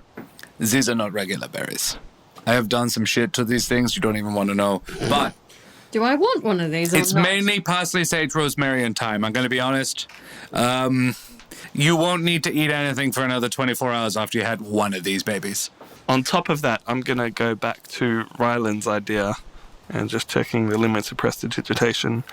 Because they're not continuous. It's just a 1 hour thing. Put the cloth up people's noses and make that cloth smell nice if you guys have a specific choice of smell. What if you got a big piece of cloth and then prestidigitate that? I'd have spare clothes and stuff. I'm going to say you guys to make camp, and do you want to set a Shove cloth up our nose. There would be a watch. or something? I would like to be awake for the third watch. Okay. I so- would stay up for as long as I did first watch last time. I'm going to sleep. Charlie will do first watch. Abella's not looking so good, guys. Are you alright? Can I medicine her? if you'd like. Like, just to make sure she's not going to die on us in her sleep. Sure. Just sleepy. Fuck. It's not great. It's not bad, but She'll be it's, fine. We could use craft to make a gag. 12. Yeah, no, she'll be fine. Why would that She's help? just got a bit Help everyone fatigued. else. She's looking a bit pale. Well, I give her, like, of the 10 good berries, I give everybody 2. Sure. So she's not going to die. Yeah, Abella, you're back up to normal. You don't have the fatigue level Oh. you did before. Hey, when that you really wake up, helps. of course. Oh. So, is anyone? it feels like it fixes automatically. Yeah, myself and I'll eat one of the berries and I'll give one to Duchess. So Yeah, she's Duchess is appreciative. She is caked with mud up to about her shoulders at this point. Oh, I was probably like I've got her in her little carrier. Oh, okay, then yeah, she's fine. Like hell, I'm going to let my Duchess walk through the mud. My I'm D20 going is to gone. assume Hrosh does not condone to eat a berry. Well, you just ate a bird. Hrosh does not into non-meat. I assumed. Yeah. And it's just, I look at him and say, I offer him one of mine, and he's just like, no. I'm like, okay, fine. Yeah, no, he does that cat thing where you offer them like the prime meat, and it's like, this isn't good enough for me. I like the $2 stuff. Who's on the second watch? I'm third. Third. I'll be second then. And I believe Charlie's also staying up for most of the night. Oh, pretty much, yeah. Towards about midnight, you start hearing like a high chirp just sort of echo across the landscape. It's not like anything you've ever heard, and it's not enough to wake everyone up. It's more like an echo.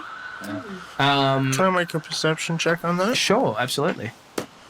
That's not too good. 12. Well, I'm awake, so I'll do one as well. It's 5.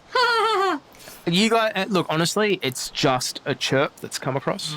But is it like bird, reptile? Definitely frog? bird. Yeah. Definitely bird. There's only an occasional like croak of frog life that you've heard.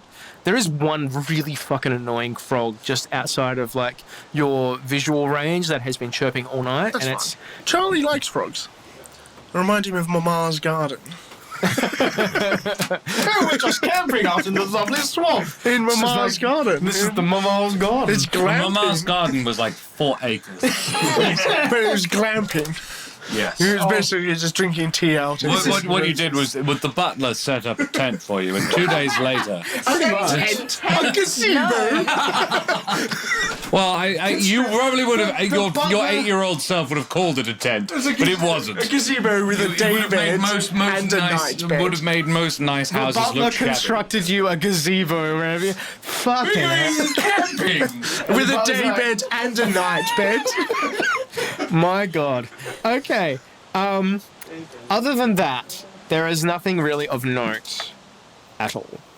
So, when I wake up at 3 in the morning, Sure. how hairy am I? You are very hairy. You are as hairy as you were the other day that you woke up. And so I'm going to say to the ones who were just awake, Yep. how... I'm going to assume that you at least observed me while asleep. Yes. How hairy was I while asleep? The moment he fell asleep, it was like if you looked at him every 5 minutes, it would be suddenly like he's gotten sudden, like a sudden. It was like 5 a.m. stubble. Then all of a sudden he just sort of shadow? a little bit more 5 o'clock shadow. Couldn't think of the word. So I could sleep for an hour and it'd be back.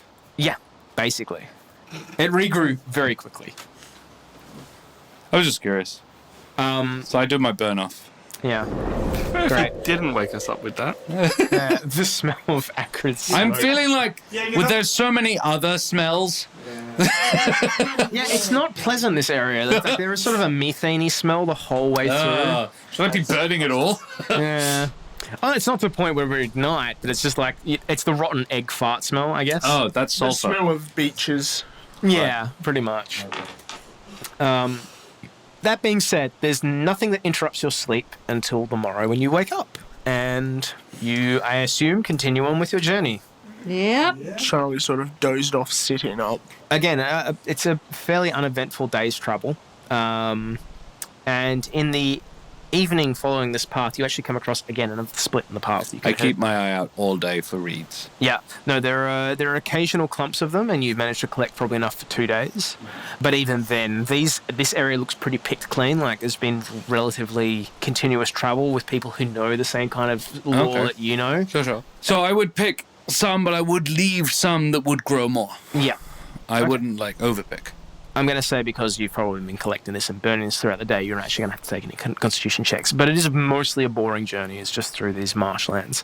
But by about 4 p.m., those thick thistles that you were travelling through, all those nettles, are now almost gargantuan in size. They are easily 8 foot tall. But it's like on either side. Either side of the path. There's paths splitting off that people have hacked. You've through. actually come to a point where there is 2 forking areas. One that heads sort of towards the north a little bit more, one that heads a little bit more south. Nezor, Skairn, and Abella, roll me a perception check, please. There. 12. Okay. 12. 7. Okay. Abella, these plants are much larger than anything you've ever heard of growing in something like the Bashano Republic. Skairn, this area, you are getting, like, the hairs on the back of your neck were standing up before, they are now fully erect. This is a very, very... They're not the only thing. No, you are very... The dowsing rod's gone mad. Yeah. And Nezor, this area... is giving you the heebie-jeebies. You don't know what it is about this area that's doing it to you, but you are wigged out. 8 foot tall, almost like a hedge maze style sort of like vine complex. I mean, you could probably hack your way through without issue, but like to give you an example, like if the vine wall's like 8 foot tall, you're dealing with like maybe 3 to 4 foot long spikes that are occasionally coming out of these things. I want to try again with this feeling for something wrong. Yeah, it's like, but you're primeval or you're... But that's the sense. My guess is if there's anything bad out there, it's not personal. humanoid. No. If the other half of it is, if I haven't attacked a beast within 10 minutes, I can communicate with it. As an action, I can convey simple ideas, read mood, intent, emotions, etc. From what? From an animal. Okay. But I have to find one alive that I haven't attacked in the last 10 minutes. Sure. It's going to be hard. So you can't cut the wings off something and go, tell me your secrets. Well, I have to hold it still for 10 minutes and then talk to it. But... Sure. Yeah, I can sort of try and get Hrosh to catch something. Like, I'm keeping eyes out for mice or stuff like that. But Snakes? Or snake, but I don't know how nasty the snakes are. Roll me a survival check, please. Okay. 18. There is almost no animal noises in this area. So that I would have heard. Yeah, no, it's just a case of like you've reached this point and you've kind of gone, what's wrong about this place? It's really quiet. There is still occasionally like the frog in the distance, that sort of sound, but like anything else, like things moving through stuff, very quiet. This place is very quiet. Very. I don't like this. It's taken me a while to pin it down, but that's what's wrong. Have you guys ever seen brambles this big before? Because they don't really... I don't see brambles often. They don't really grow this big. No. Yeah. That's a point. I suppose after a time you don't really notice. Yeah. Feed on blood. I don't know. There's a part of me that's worried about living brambles right now, so can I just shoot a puff of sparks at a bramble that's... Sure. Hey, wait. Not fire, just Okay. spark. Fucking torching Nezor. Stimulation. Yeah. Can I do this while hiding behind Skairn? Yes. I mean, no. No, like sorry. This is a legitimate question because I can be stealthy behind you. If I do this from behind you, I'm still going to be stealthy. If something does attack us, I can attempt to be stealthy behind you. Sure. So hiding behind Skairn, I just shoot a little bit of sparks at. Yeah, pretty much. Just strike a little note and sparks at a bramble 10 feet away. There is no immediate reaction except for the brambles, the spikes, the spines that come off this thing start to leak. And as they hit the ground, they start to almost like acid smoke. What the fuck? Let's not go I'm near that. gonna take still hiding my behind sword. You're one I way. love the action, the reaction that you had then. That was amazing. It was like I'm going to take my sword, smile, grimace. And I'm just gonna cut a little bit off. So you slash a hole in this bramble very, very expertly, and it immediately starts to leak this viscous, sappy, kind of like yellowy concentrate that actually starts to burn the brambles beneath it, and the whole thing starts to smell this really rancid, acidic smell. Is there anything around here that doesn't fucking stink? And I lean in to Rhylind. Charlie just sort of puts his hand up, like... In fairness, my friend, even now, at this point, none of us smell great. I mean, I own I smell worse. I am fantasizing about a bath right now. Well, I'm fantasizing about a woman in a bath. I was about to say, and I'm back sure at that you are too. bathhouse. Can we do an Arcana check? Anyone who's good at Arcana? I will do an Arcana check. I rolled a 12. 12. These plants seem engorged. Gorged. Beyond what they normally would be. You imagine that's probably the cause, that they're somehow magically engorged? I want to dig. Okay. I want to know what they're drinking. From what I can pick up, we've got about 3 feet width. Right? Don't touch them.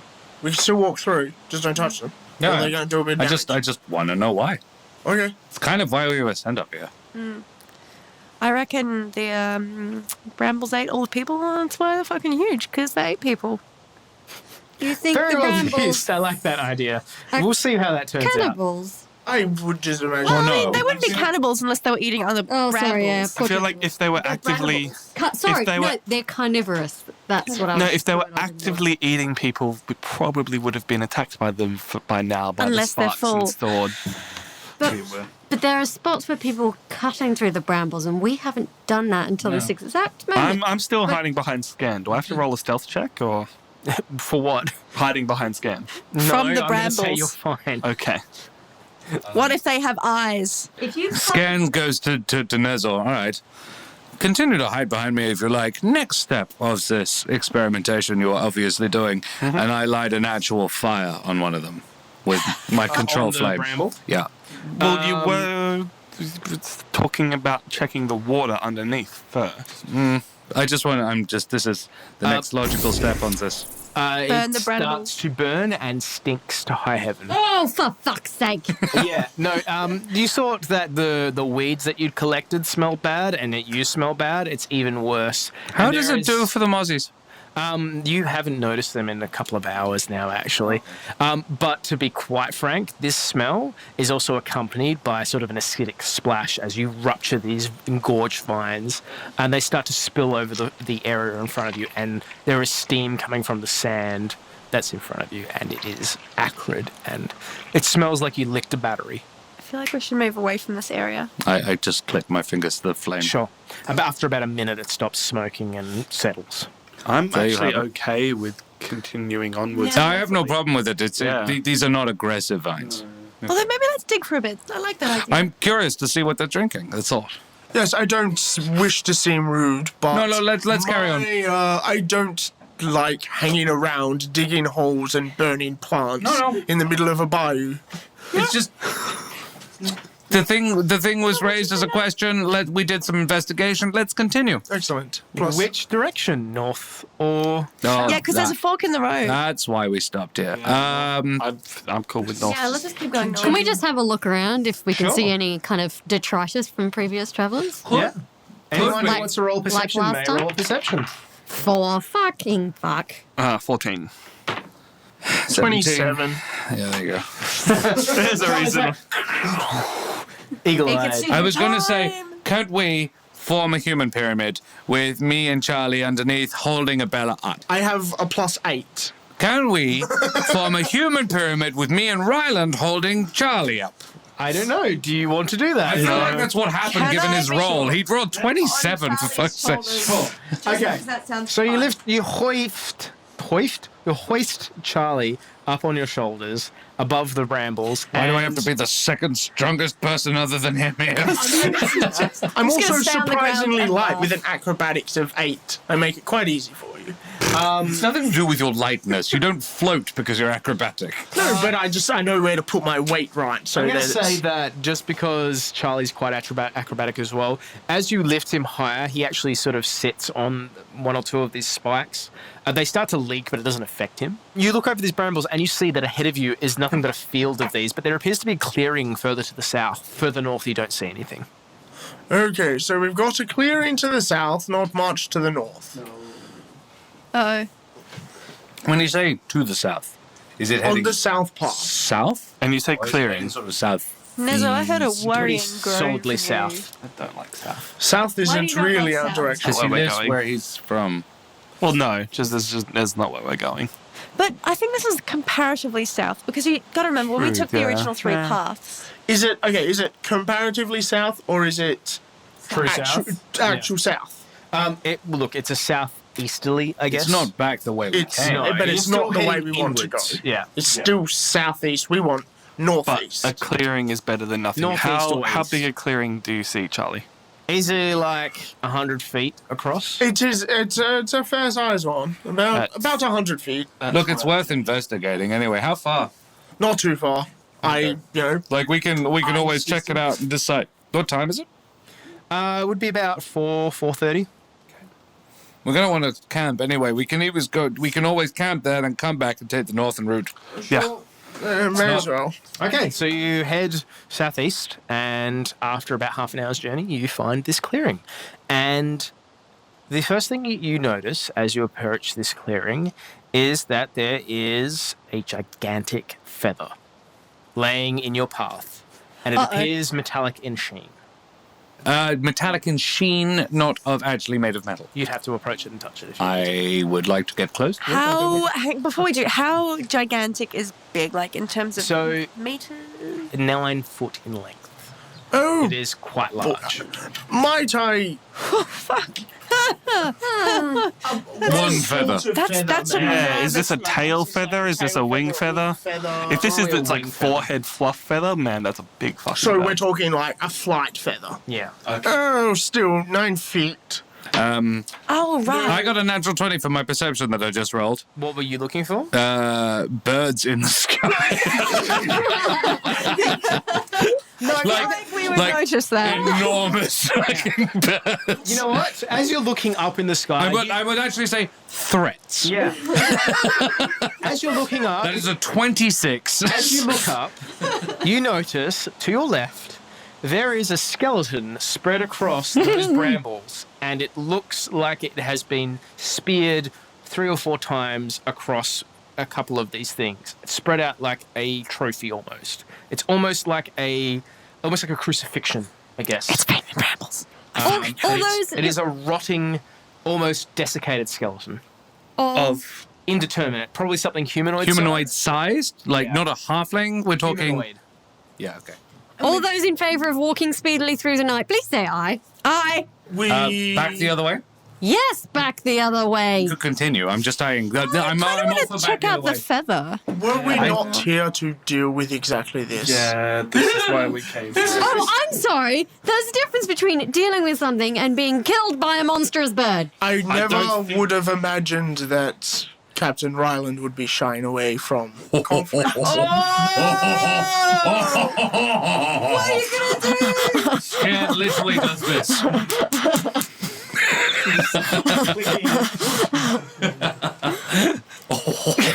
Riley's almost speechless with rage. Skairn is...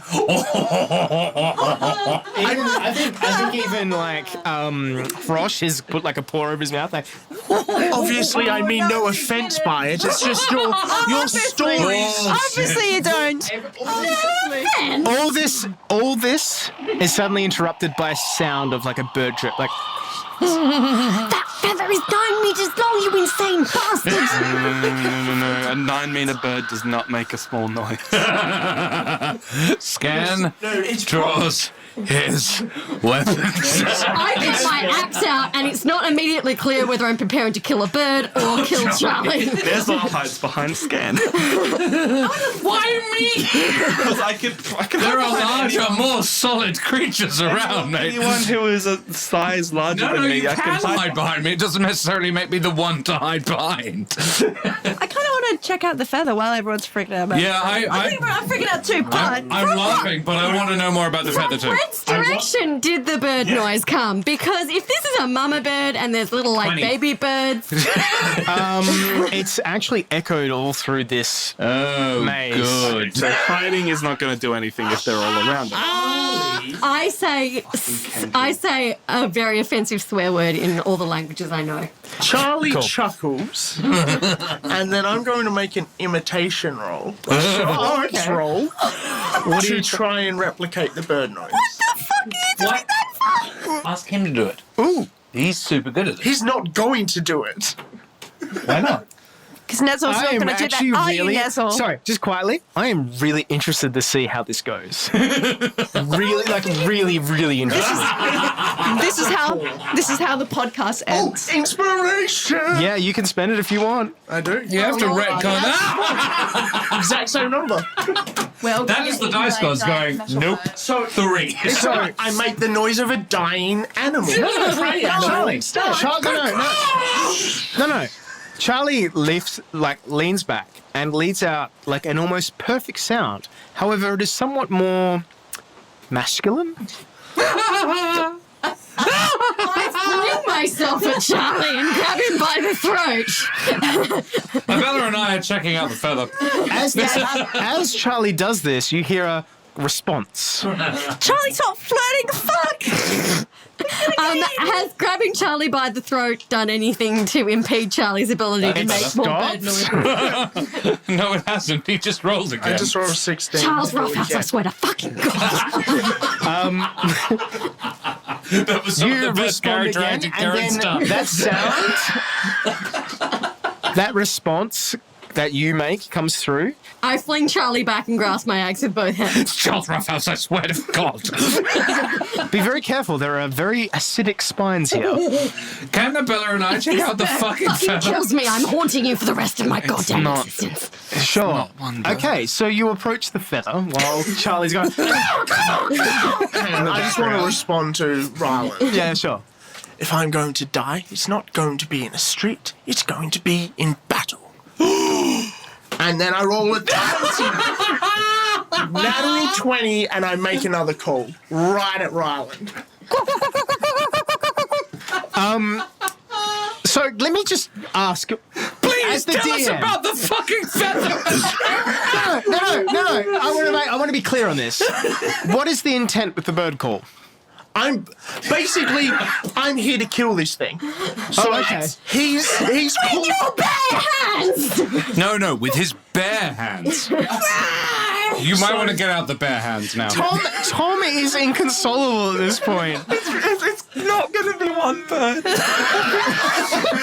It's quite obviously a swarm. Swarm of Kenku, and I'm not looking forward to it. Oh, you think it's Kenku? I want it to be Kenku because Kenku are cool. Kenku are like that big. Yeah, but They can't have 9-foot feathers. I don't think it's that's making the noise. The feather. I know it's the feather. Look at it. Fuck. Okay, So does thank you for Skairn. telling me that. You hear another response. And it seems closer. Can I hit him with the butt of my axe right now? Sure, absolutely. Going to the feather. So what do you want to know about the feather? While we've got this Is it an short amount of actual time. from an actual bird? Yes. Okay. Is it metal? Yes. I'm gonna It's from very a- softly it's from a metal touch the bird. feathers, not on the edge. It's just metal. While And they're it's- off, I'm hiding behind Charlie. if you went, it would sound like you tapping on metal. I'm gonna see if I can peel some of the little, I don't know, what would you call them, like Okay. fronds off? Roll me a dexterity check. 20! You very expertly try to pull this thing away from the central spine of the feather. You are unable to do so. However, you realize from the cuts on your hand, if you had Shallow been cuts. any less dexterous, you would have sliced your hands off. Oh, shit! All right. These things are razor sharp. Guys, don't touch the feathers. I could have told you that! I wanted to know! If I'm gonna be eaten by a giant fucking bird, thanks, Charlie. I at least want to know something I before rolled a I 2. die. You are so lucky from yelling like that. Rhylind, be quiet.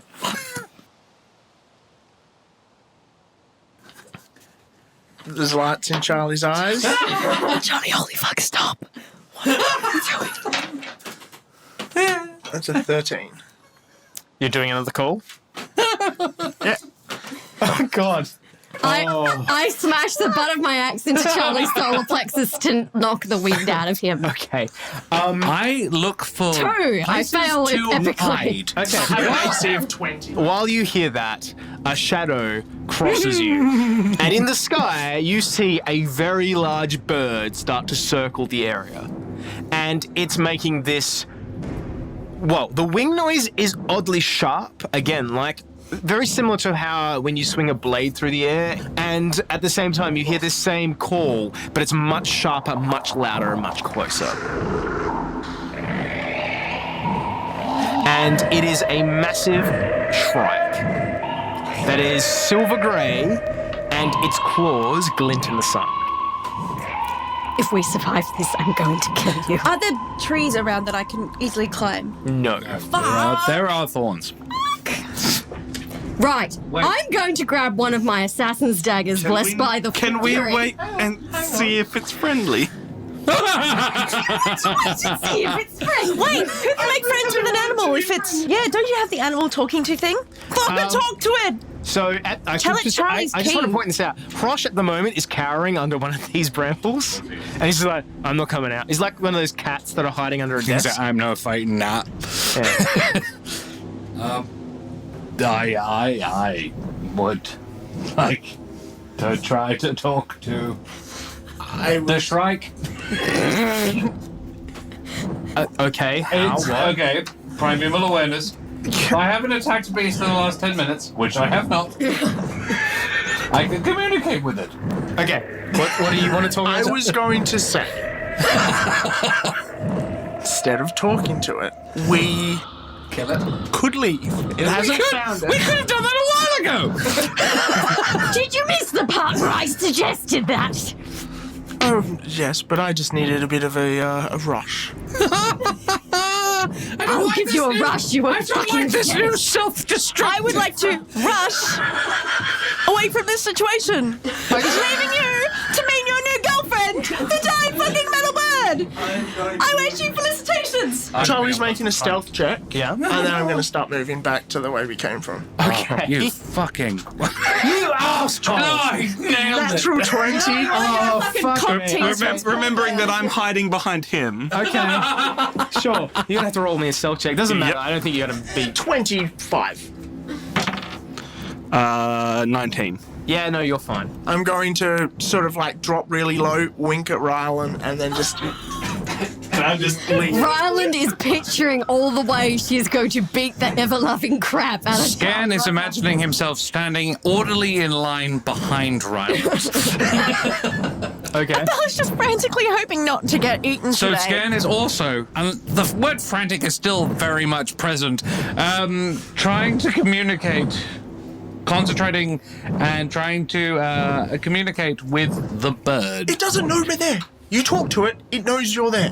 No, it knows we're there. You made a lot of fucking noises. To be fair, we were also all screaming at each other, and I was not... I don't know about we. So, I mean, what are you trying to do? You're trying to communicate with the bird. I want to know if it's aware of us.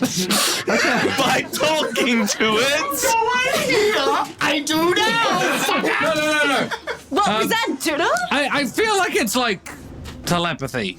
Sure. Can I read its thoughts? Yes, it is. Okay, it's not a mate. I vote we leave Charlie here, tie him to the ground. Hey, Nezor. Stealth the fuck out of here. Hey, food. So what I want you to do with your prestidigitation, as far away as you can, Is the food. Okay, in that case, no, I'll wait and see if you guys can get away. Okay, so I message Skairn because I can do that. I point a finger at him. He's within 120 feet of me, I'm assuming, because the clearing's only 100 feet long and we didn't get all the way through it. I point at him and go, what the fuck do we do? and I say to him, Prestidigitate as far as you can away from yourself the noise of the bird. Prestidigitation doesn't have that much range. I don't think that sounds like Skairn. it does when Skairn is panicked. It's like, I lose my accent when I'm scared. Seriously, do the thing. Like Rhyland's watching the bird. Where is the bird? The bird is circling overhead, and since you're looking at the bird, it is the wingspan at least is between 20 and 25 foot. We are not. I'm not equipped for this. You might not be. This bird is not our friend. Are you equipped for this? A little bit. Am I still talking to him by message? You can talk to the bird if you'd like. No, he's talking to me. No, I want to talk to him. Oh, okay. Yeah, I'm sorry. You, Something You I are could acting do. like you didn't cause this. You've got your bow? Shoot an arrow as No, it's made of metal. Fire an arrow down the path and use that to make some noise. You might head a bit further down. Do you still have some pig? I do have some pig. What? Could you set an arrow on fire for me, please? Yes. All right, I'm gonna get scared to set the head of the arrow on fire, and then I'm gonna fire it. Trying to get it as far away from me as fucking I'm possible. going to smother. I'm going to sort of hide the flame with my body and then make her do the thing. yeah, sure. Oh, you're not making an attack. You're just firing. Technically, it got cocked on a biscuit, so can I re-roll that? She got cock on a biscuit. Have a banana. No, Cock on a biscuit. no, nugget biscuit. That sounds like the least appetizing kind of biscuit you could possibly Okay, for the love of God, let me not roll a 1. Angela, she's just like, I don't want to deal with this shit. I rolled a 3. You actually got worse than the cock on a I biscuit. got worse than the cock. Doesn't matter because Can it's... I use my inspiration? No, it doesn't matter. Okay. Because I have rolled a 1. So you are fine. Your fiery arrow flies into the nearest bramble and extinguishes itself as soon as it pierces its skin because it acidically starts to melt, and there is nothing that attracts this creature's attention. I'm gonna sneak over where... Because how far are you guys away now? Oh, I'm 25 feet away and still moving. That is fine. I go over I was to kind of Nezor. hoping the brambles would like explode or something. I'm with him. No, you. Maybe not moving as fast as him, but Do you have a longbow? No. That is fine. And it'll have to do. Can I have a bit of pig, please? I can throw you a bit of pig, yes. Thank you. I take the bit of pig, put an arrow through it, and try to fire the arrow as far away from us back into the clearing as possible. Okay, I'm not going. I want to go back. Yeah. I want to go home. There's a dead guy in there. Yeah, he's like, eh. What is the intent here? You're trying to, To basically distract the distract... bird, be like, look, some a food. subterfuge, Could please. you also, and I'm just gonna, can I make an additional pitch? Make the pig smell extra piggy. Yeah, can you Yeah, press it? I can put some smell on the Some pig. I'm assuming you mean deception for Yeah, go ahead. What's... Okay, so I'm rolling deception. Yeah. I'm going to give you advantage, though, because he's added the additional The pig extra smell. piggy. pig smell. Great. Make sure that when you... When Abella ran That's away good, I from have the advantage I on went with her. deception. I just Yeah, want of to be course, that's super fine. clear. Okay, I Just realised I lost a fucking arrow. You have that's advantage. 7. Don't roll another 1. Good. I got an 11 plus 6. 17. 17. You are lucky. Okay, yeah. The pig arrow flies into the clearing and hits a thorn on the other side. Because of the magical enhancement, I think the smell sort of is exacerbated by the fact that it's being burnt. This shrike immediately zeroes in on it and just slams into the ground. And you get to appreciate how large it is. It stands a full, clear 10 foot above the brambles. So it is an 18-foot tall bird. It pecks at the arrow. And Skairn, I think at this point, because your link's probably still connected, goes, food. Just looking at it, does this look like it's been enhanced in some way, or this is just some mythical creature that is made of metal? Roll me an arcana. I'm still asking the same thing. right. Can I? 17. Anyone who wants to do a check may do a Oh, check. sorry, 19. That's a natural 1. So it's good that you got 19. Yeah. Nezor, to your eye, this actually just looks like a bird that's been upsized, and it's almost like the material of its skin has been changed. Its claws actually look like links of armor that have been joined together now. So the metal is manufactured. No, it looks like the skin has almost become metal. Yeah, so it Not many. my question is, questioning... It's not constructed. It's not constructed No, metal, no one it's not didn't manufactured. armor the bird. Okay, It's cool. become this Yep. shape. That- if that- it's even become this, but Yes, yeah. cool. That would Just- be the impression you would gather from Just this. checking for reasons. Because when it when it landed, because it probably flared its wings out, it actually cut some of these thorns just because of the incident of this landing, and it's pecked at this thing. The acid has just run off it. It has not affected its wings at all. If Rhylind was a shitting her pants type of girl, which she's not, she would have shat her pants. Sure. But she's not a shitting her pants. She's just really fucking angry right now. Yeah. This thing is like, more food, more prey. Where? still just stealthing off. Skairn goes as quietly as he can into each person's ear and into Nezor's mind. It's not mind. It's not telepathic. It is vocal. Okay. We can just hear each other. Anyone who wants to communicate, please roll a stealth check. Yeah, as I said, I've been stealthing Ours away. is- I'm about 100 feet away now. Okay, cool. If you've got a magical effect, that's fine. Yeah, that's how Skairn and I are It's communicating. 14. Okay, look, if you're magically communicating, it's fine. It doesn't matter. It's just if you're verbally speaking and there's no magical enhancement on it, you need to roll a stealth check. It is. I'd say to Nezor, like, It is so hungry. Yeah, like I have a few tricks up my sleeve, but While you're talking, it's also doing that weird bird hop that small birds do. Aww. this is a shrike. Yeah. I was really hoping the giant bird was friendly. It's not friendly. It's just Hungry. hungry. It's a bird. Yeah. It's, I saw with the I food. feel like, been made bigger. Okay. Like, this isn't a bird that's used to being the size that Can it I is. hear this conversation? Because I No, am- it's No, at the moment it's magical, yeah. So I say to Nezor because I don't want to communicate with anybody else at this point. I feel like this is a dead-end quest.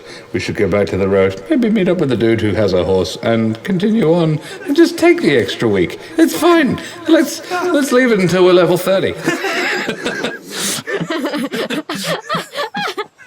I've just got a weapon in each hand, and I'm just doing that thing where your eyes are just flicking around. Everyone going like, as you're sneaking away. Yes, I'm backing away slowly. While you're doing that, it does its mating call again. Don't you fucking dare. Charlie, currently about 125 feet away. Like, Oh, that's right. He can run faster than the rest of us. He's not that far away from He me. can piss bolt. well, because stealth movement is halved, yeah. so that means 25 feet I can move, which is about what a dwarf can move. He's a halfling. That's racist. Dwarves can only move 25 feet as well.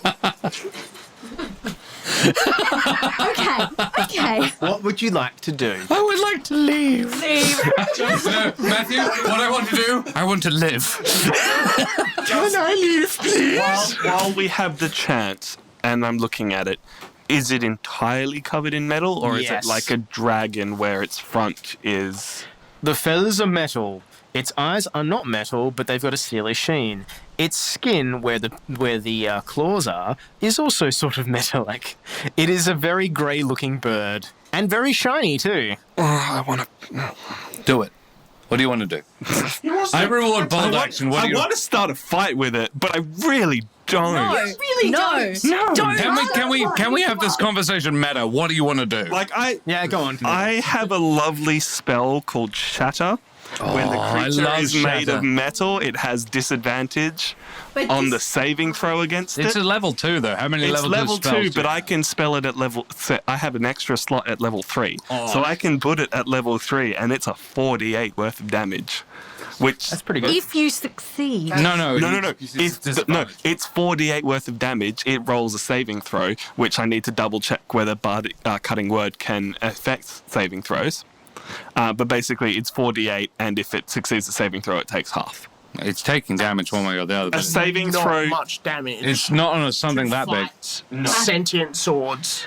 The wording on heat metal is choose a manufactured metal object. It's not It's manufactured. not manufactured. That's why I was... Yeah. I don't. You were trying to trick me. I was absolutely trying to trick you. If I had 2 spells to fight this motherfucker, this is how it should be. Is It should a be adversarial, but also collegiate.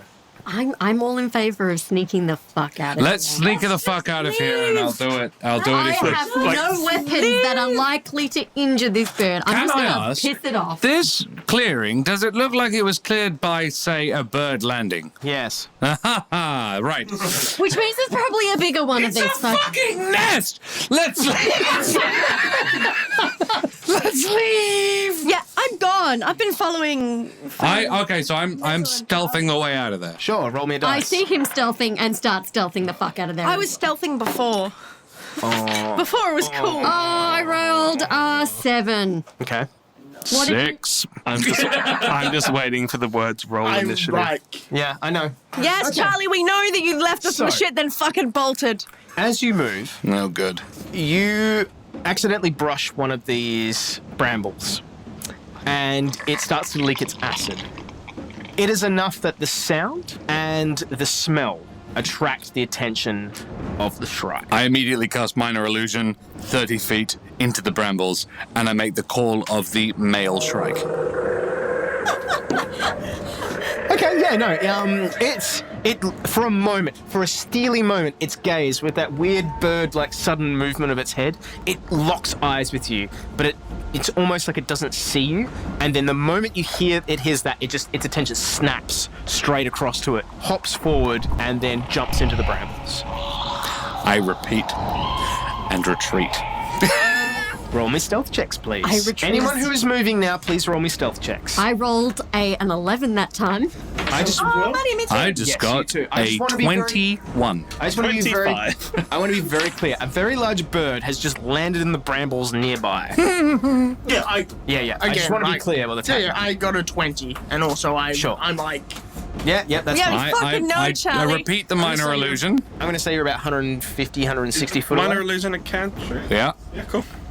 I repeat the minor illusion Yeah. for the same noise, Yep.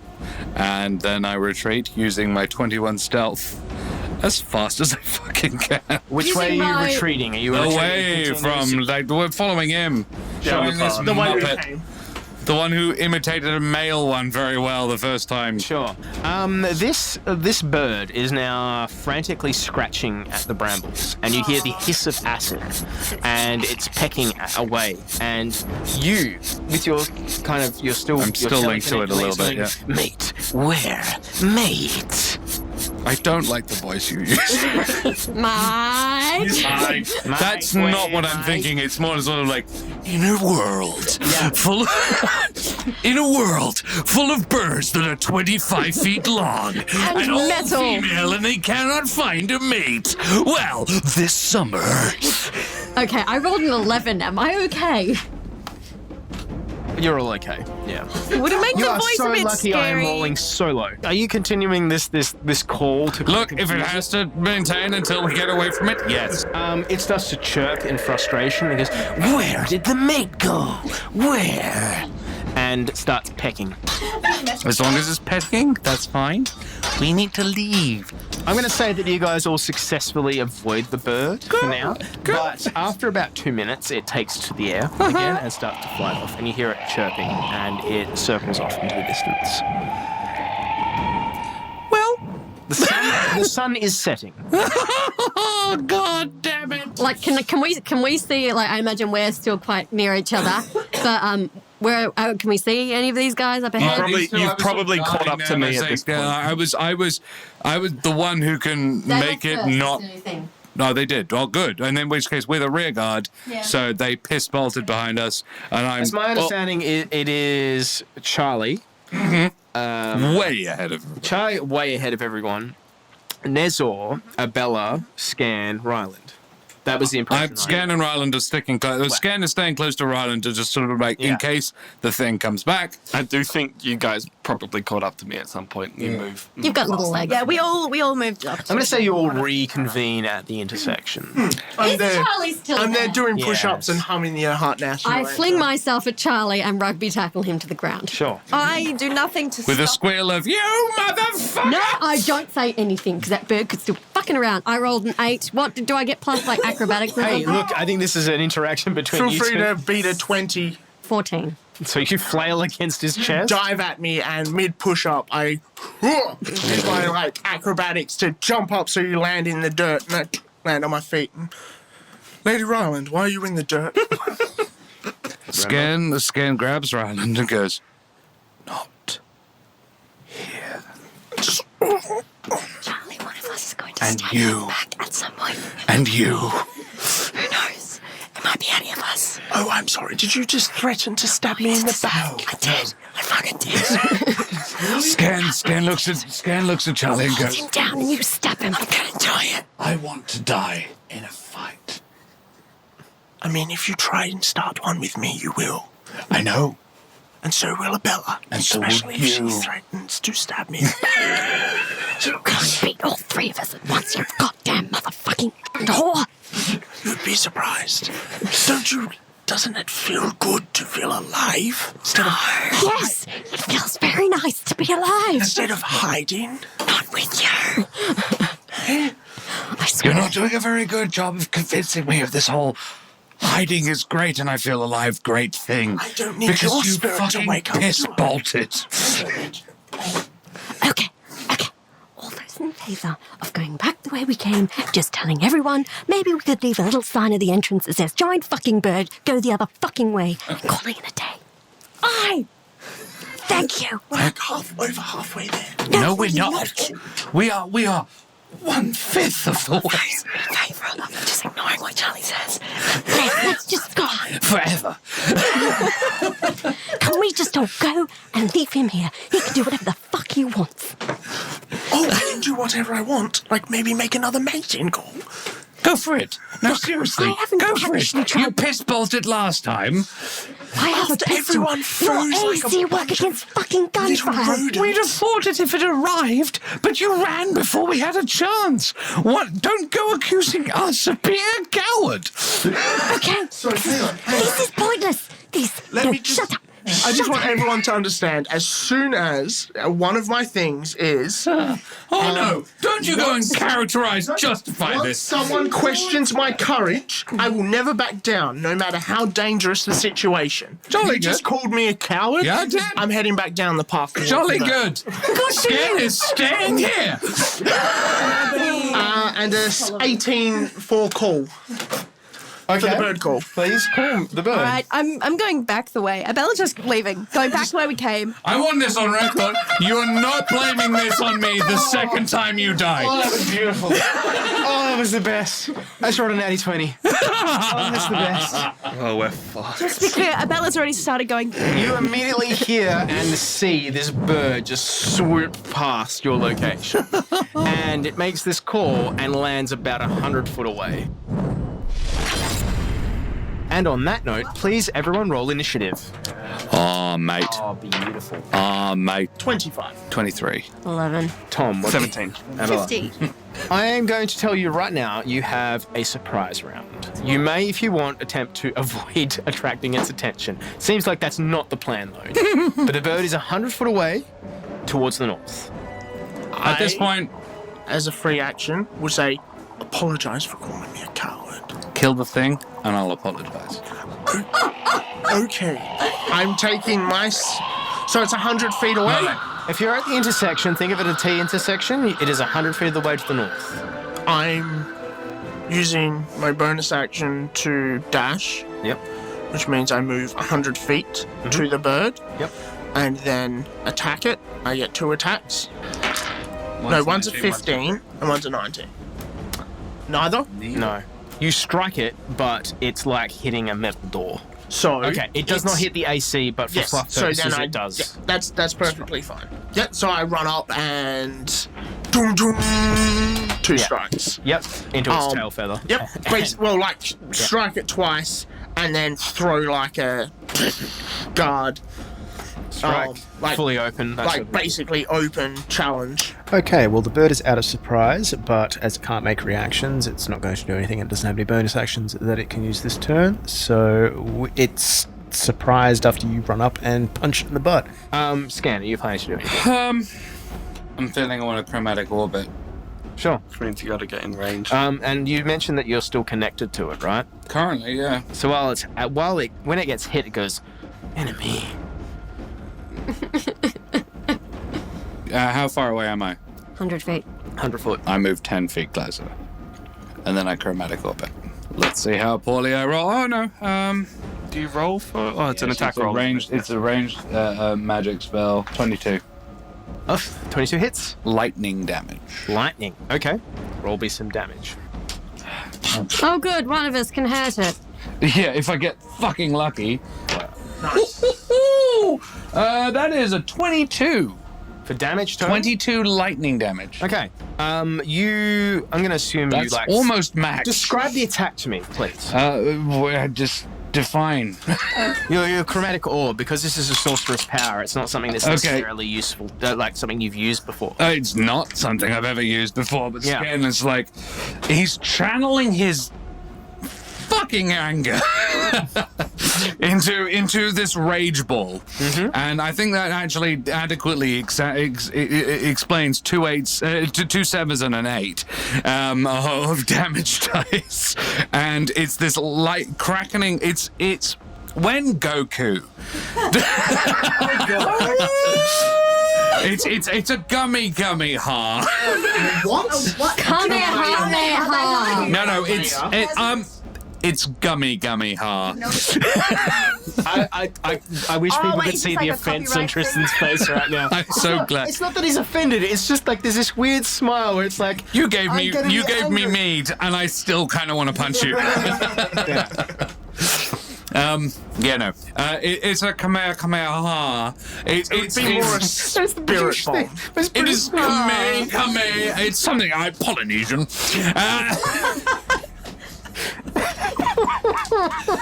In fairness, My goodness.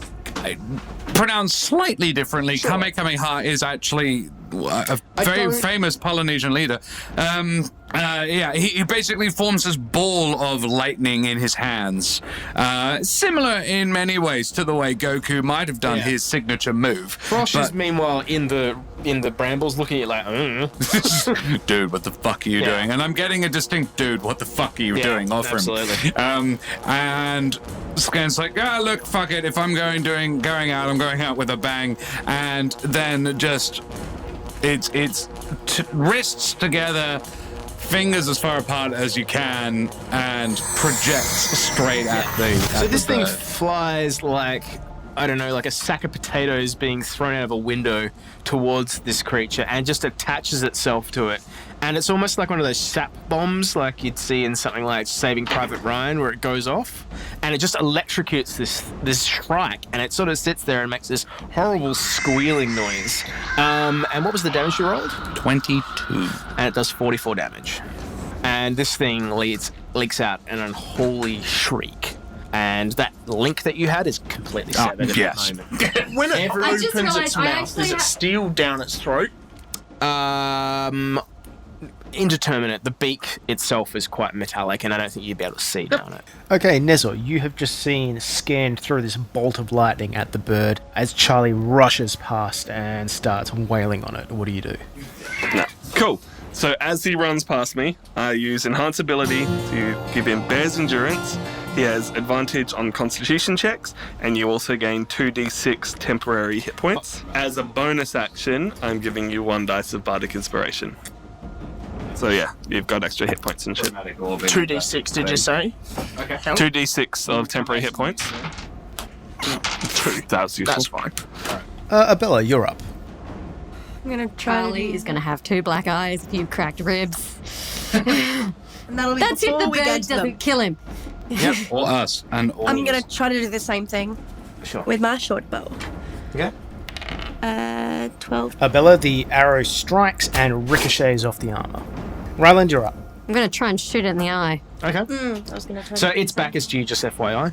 so I can't actually see its eyes. No, I'm going to say that that's sort of looking around for Okay. what it's after. I try and shoot it in the eye. Oh, and it can't make reactions until...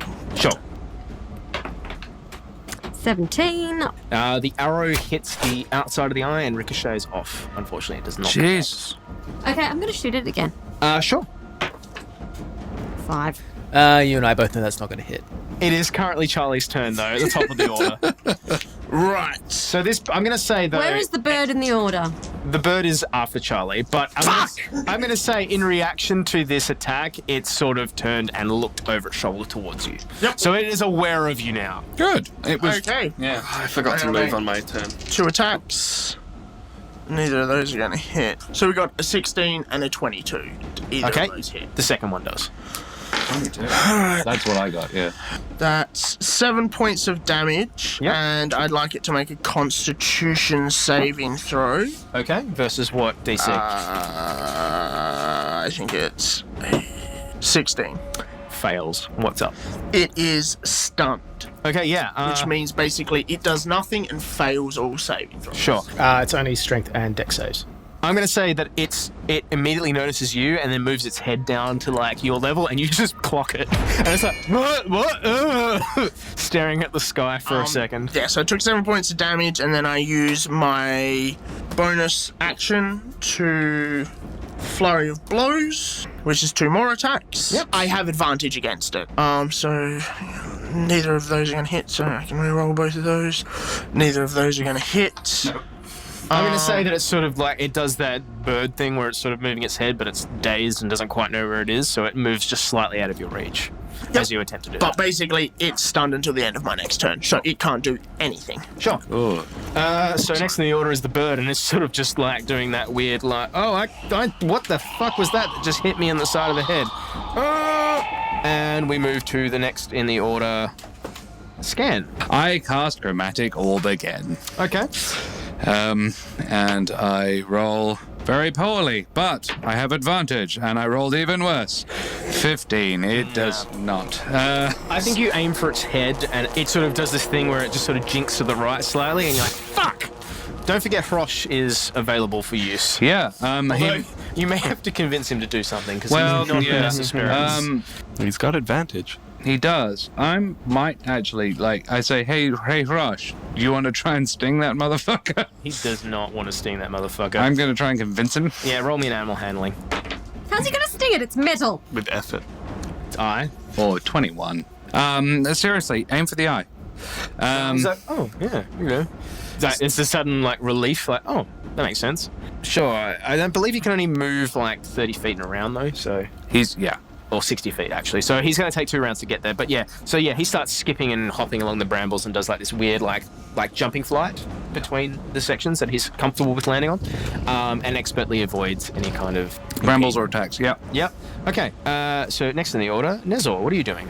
I need to dash 50 feet to get in range of it. I don't have anything that I'm able to do anything else. Everything is 60 feet of range. Sure. Okay. So I've got to get in range of it this turn, so that's what I'm going to do. Sure, so you slip past Skairn and rush forward. Abella, what are you doing? I'm gonna try to shoot it in the eyeball again. Please See roll. if that works this time. Please get something in there.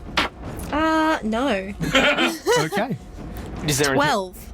Nah, sorry. It just bounces off this metallic bird feather armor. And we go to the last in the order, Rhylind. What are you up to? I'm going to move closer to the bird Yeah. and shoot it again with my longbow. No worries. How far are you moving? Just 30 foot? 30 foot. Okay. Max. I want to. So now the marching order is Charlie, Nezor, you, Skairn, Abella. Yeah. I want to get close up because then I can use my extra attack to shoot it with my pistol as well because I'll be close enough. Sure. What damage does the pistol doing? Piercing? They both do piercing damage. Yeah, cool. Just want to be clear. It's just going to take me at least 3 goes to get close enough to hit it with my axe, which will do the most damage. But then So far, what's done damage to him? Bludgeoning and lightning. Just lightning. And Charlie's hit it. Bludgeoning. Yeah. Okay, so He just shooting clocked it in the head, basically. shooting it with the longbow. I got an 18 plus Nice. 4. Yeah, that hits. Yes, 22. That's So the that's magic number. D8 damage. So what, you're firing with... I rolled an 8. Nice. It's 10 with plus 2. Yeah, so I'm going to say this arrow fires forward, and because this bird is sort of a bit fluffed up from being hit, I'm going to say you find an area underneath one of the neck feathers, and it just strikes, and you see this blood sort of start to drip down its armor. Is it blood? Yeah. First blood, motherfuckers! Yeah, except for all the damage everybody else has done. But fine. Yeah. First blood, though. Okay, so I'm going to shoot it with my pistol now. 17. Yeah, unfortunately, Oh, the bullet ricochets off and fires into a nearby bramble and starts hissing as it bleeds acidic contents. And we're back to the top of the order with Charlie. Charlie, so you hear all these missile volleys go overhead and you hear the scamper of Nezor behind you. What do? I start laughing. Yes! Battle! First attack does not hit. Unfortunately, does not hit. But that does 26. Yep, that absolutely strikes. Alright, so... that's... I love that you always mime. Sorry, I miss fighting. I do miss fighting, so... that's 6. Not criticizing, I enjoy it. 5. That's 11. Yeah? Nice. As I strike it again, give me another Constitution save. Well, rolled a 17 on the dice, so... Okay, that's fine. I mean, it's still technically stunned for this round. Yeah, it's done for this round. It's fine. So I spend a point, flurry of blows. Yep, go for it. First attack. 14. That's gonna do it. That's a 22. Hits. Yep. And give me another Constitution save while you're there. It fails. Yep. So now it's stunned. So how much damage has it taken total for this round? So the first one was 11, and this one was a 10, so 21. That was my first flurry of blows attack. You've done 3. Yeah, I get 4. Okay. Neither of those hit, but I'm going to also say you clock it on the other side of its head this time. and also it's stooped down, hasn't it? Yeah, it's still like, what the fuck is so going I've on? stunned it Is again. this? And also, when I hit with a flurry of blows, Yep. it either makes a dex save or a strength save. It's going to make Which a it dex can't save, do. which it can't. Yeah. So it's knocked prone. Oh, yeah. So how do you want to describe this? Because I'm going to say you clocked it the first time and it sort of swung around to It's look so at you. hard. A giant bird. It's sort of looking. I'm going to say it's like turned its head sideways to try and get an eye on you. Yeah, so basically it's like that first hit's come through and clocked, so I've like hit it like that, thrown the punch, clocked it, so it's sort of, the head's turned weird. He's thrown a punch and missed, and then jumped in the air, like thrown another punch, and then jumped, and punched just sort of down. like, hammer punched it in the side of the head, and it's just hit the ground, and he's going to turn around to scan and go, "Are you not Hands up." amused?" And then turn around again at the bird. Skin goes, and the it's skin- still breathing. So just to be clear, the bird is stunned and prone. Okay. How's it looking? It's actually still in good shape. I know. Yeah. It's apart from a bit of blood coming out from under one of the feathers where there's an arrow sticking up, and it's actually could have done that weird thing where birds get like a tuft of feathers Yeah. up that doesn't look uniform. Can we see Apart the from arrow? that, it just looks uncannily like someone who's been punch drunk. You cannot see the arrow, however. The feathers are up. Where it is currently, it's like head down on the ground. It's like that. It's kind of splayed out a little bit. Doesn't quite know what's going on. It is now the bird's turn. However, it is both stunned and prone, so it is going to stay where it is. It's not actually going to try and get up. It is too confused as to what the hell is going on. Is it my turn? Yeah. I'm chromatic orbing the thing again. I missed. I rolled a 6 and a 1 though, so I missed completely. Unfortunately. This thing goes flying, I think, over the head of the I almost said chicken, but shrike. I almost want to like do something else for my bonus. You've still got your inspiration. Hey, there it is. 17 plus 6. Yeah, that hits. 23. Roll me damage. Oh shit, is that 2? That's 2 8s and a 4. That is 20. 40 damage. Excellent. Thank you. Solid. Nezor, you're up.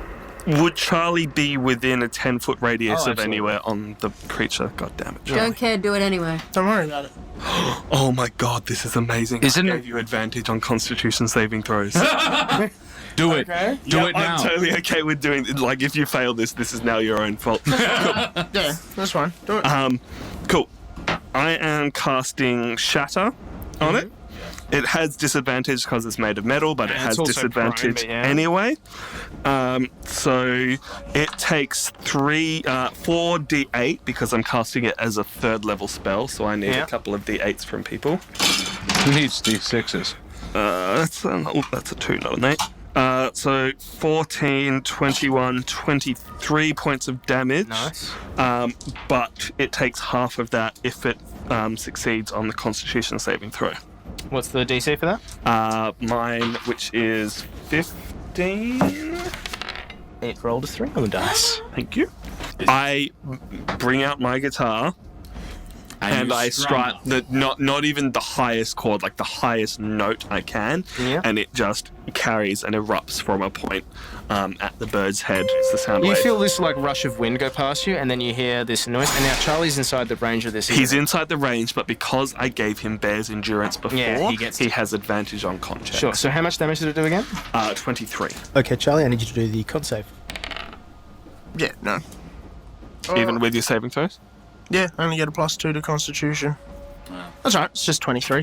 Yeah. Remember, you've also got the extra 2 health that I gave you because that helped. Okay. And then as a bonus action, I'll give Charlie another D8 Bardic Inspiration. Yeah, so Charlie, you hear this high ear-splitting sound, and in front of you, the bird, I'm going to say that the damage actually doesn't come from the sound. The bird's wing, like the feathers on it, shatter and break, and it's almost like being inside like a claymore or something like that. Just shatters and scratches the shit out of you as these rigid shards of this bird's feathers just fucking go everywhere, shred the acidic brambles, and it doesn't quite, like, it's almost like it doesn't register. It just sort of just explodes outwards, and now its feathers do not look great. It's quite threadbare in certain areas. I think the head's probably taken the worst of this.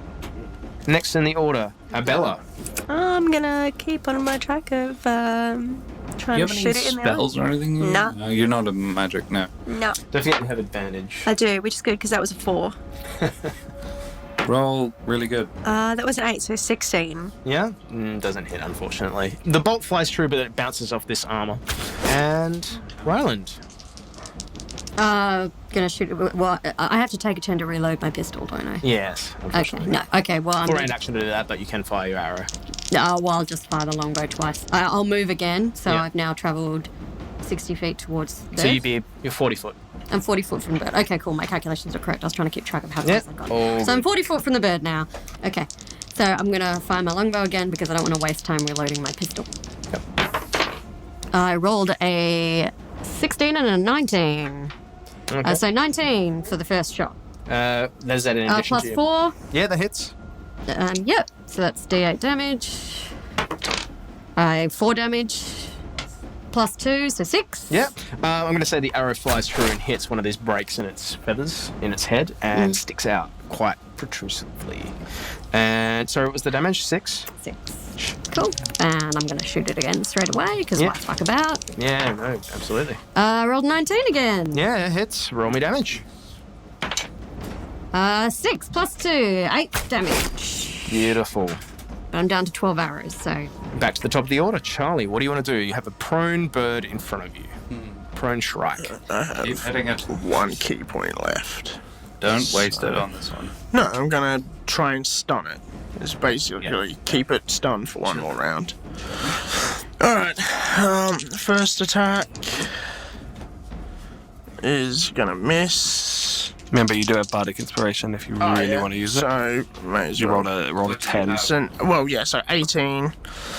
That makes it 23, so it's a hit. Yep, hits. For 8. Make a constitution save. Absolutely. That's a nat 20. Cool. Righto. And then its second attack. Yep, that's a 16 plus 8's 24. Hits.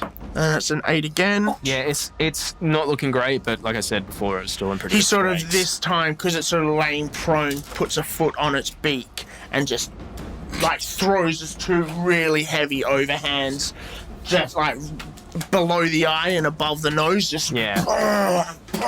Yeah, you're feeling this resistance from the feathers. Like, they're shattered, but they are still That's rock hard. fine. It's like he's just punching it's like his way punching through. a shield. Yeah. But yeah, you're still feeling like it's taking the hits because it's actually moving when you hit. So, beginning of this round, it's no longer stunned. It's going to shake its head. As it goes to stand up, it locks eyes with you, and you just see the best way to describe this would be burning hatred. Okay, it's going to try and peck the shit out of you, so... and that's a 2, so no, it does not. After it fails to hit you, it opens its beak. And it does. It's a chirp, but it's like being hit with waves of sound. It's not happy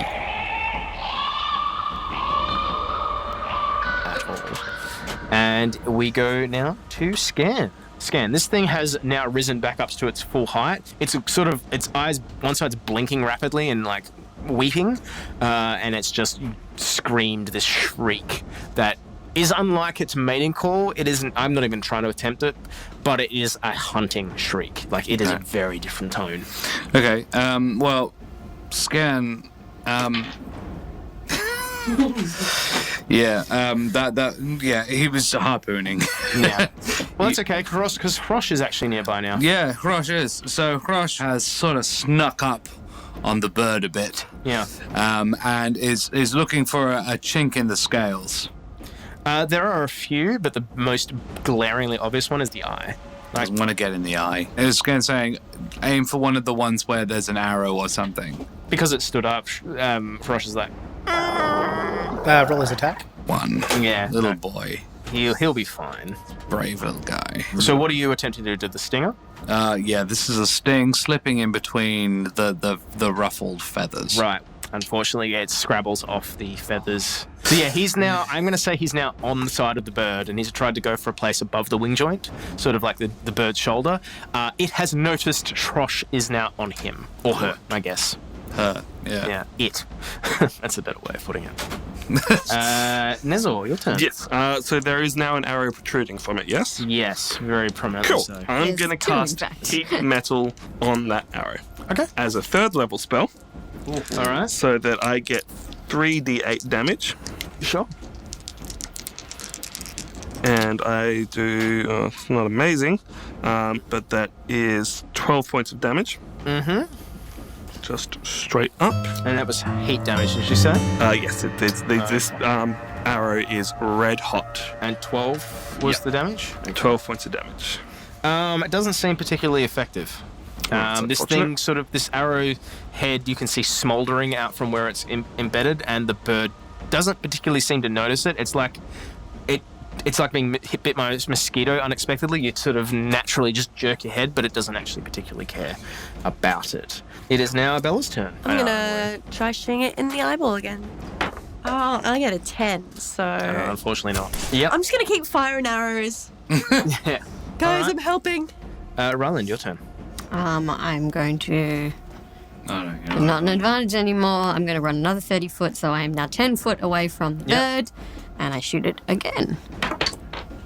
Fuck, miss. It was a 5. No, so it 9. just bounces off. Immediately shoot it again. 8 plus 4, don't hit it. Unfortunate. Okay, back to the top of the order. Charlie. It's back to me. So this thing is now in front of you. Its head is fully erect, up on its shoulders. Yeah. You can see now its undercarriage and its claws, which are actually crushing vines, and they are leaking acid underneath it. But it And the doesn't claws affect the don't metal. hit. Yeah. Yeah. Alright, so I make 3 attacks. All right. Cool. That's 2 hits and 1 miss.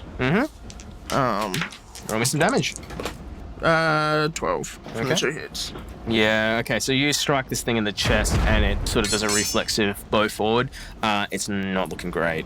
Yeah, it's like just striking a gong Yeah. sort of thing again, like... Yeah, and that's the sound you get from it. Like it is like striking a gong. This thing's huge and powerful. Okay, so it is now the Shrike's turn. So the next thing it's going to do is it's going to hop up on its legs. And Charlie, I need you to roll me a dex save. You have advantage. You need to beat an 18. And I do.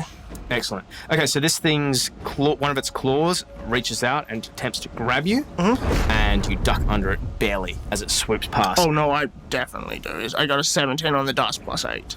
Frustrated that it couldn't grab you, it is going to now immediately take flight, which grants you an attack of opportunity.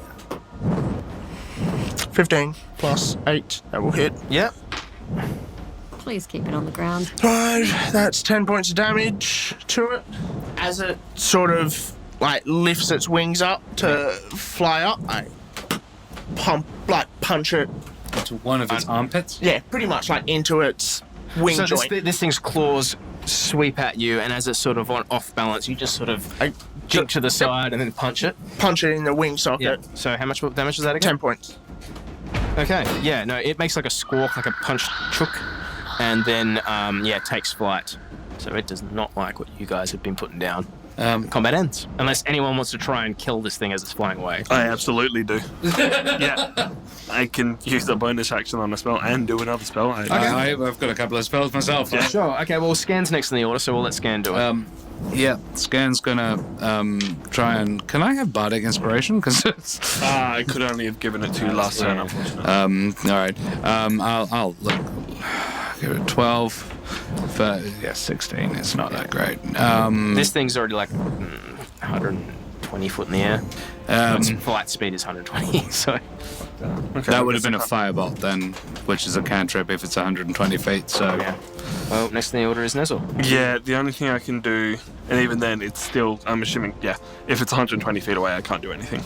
Abella and Rhylind, you guys can attack it if you'd like. I'd say that you guys are within range for this round only. You know, I think I've lost enough arrows. Yeah, that's the thing. Like, I hit 3 times. Yeah. Because I'm just... It's flying away. I'll let it go. The Shrike flies off, squawking as the sun sets behind it. What do you guys take away from this encounter? Get my shield and run towards Charlie and use the butt of the shield to hit him in the throat. I'm not trying to kill him, I'm just trying to knock him over. So make your attack. Which I'll probably fail because you're just ridiculous. Whoa. Motherfucker. 16. That still hits if you roll a 16. Yep. Yep, that hits. Hit him in the throat. To do damage. So I'm just you going to can say find my that shield. she knocks you over. Like, I imagine that Yeah, Charlie that's turns right. around You're like, welcome to. ah! Oh, really? No, Charlie turns around and is like, Gets bowled good try. over. And then she hits me in the throat. Yeah. Yeah? No, this isn't this not a I'm gonna break your it's windpipe. like It's a knock know. you over. Yeah, that's fine. Like, kind of honestly. aiming here. Yeah. The collarbone.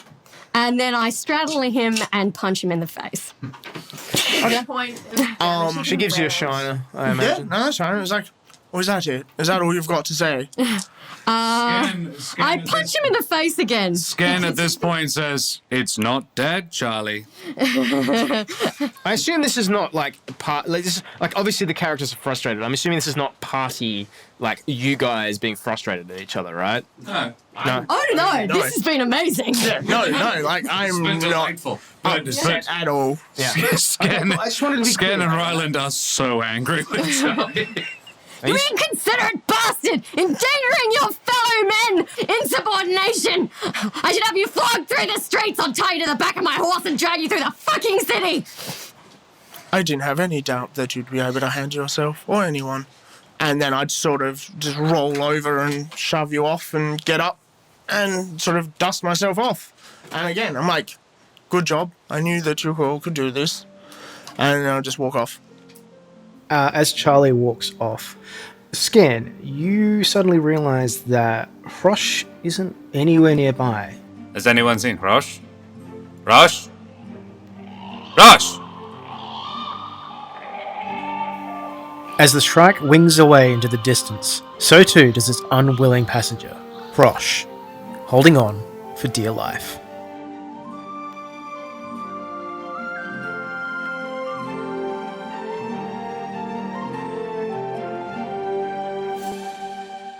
Thank you for listening to this episode of There Be Dragons. If you'd like to know more about the show, feel free to check us out at therebedragonscast.com for lore, cast information, and updates on our schedule. You can also find us at therebedragons.podbean.com and on Spotify for your listening needs. If Twitter is more your thing, you can also find us at TBDragonscast. I am Matthew, your Dungeon Master, and Skairn Fellspar Thuferson is played by Joshua Walker. Rhylind Westfall is played by Keren Schlink.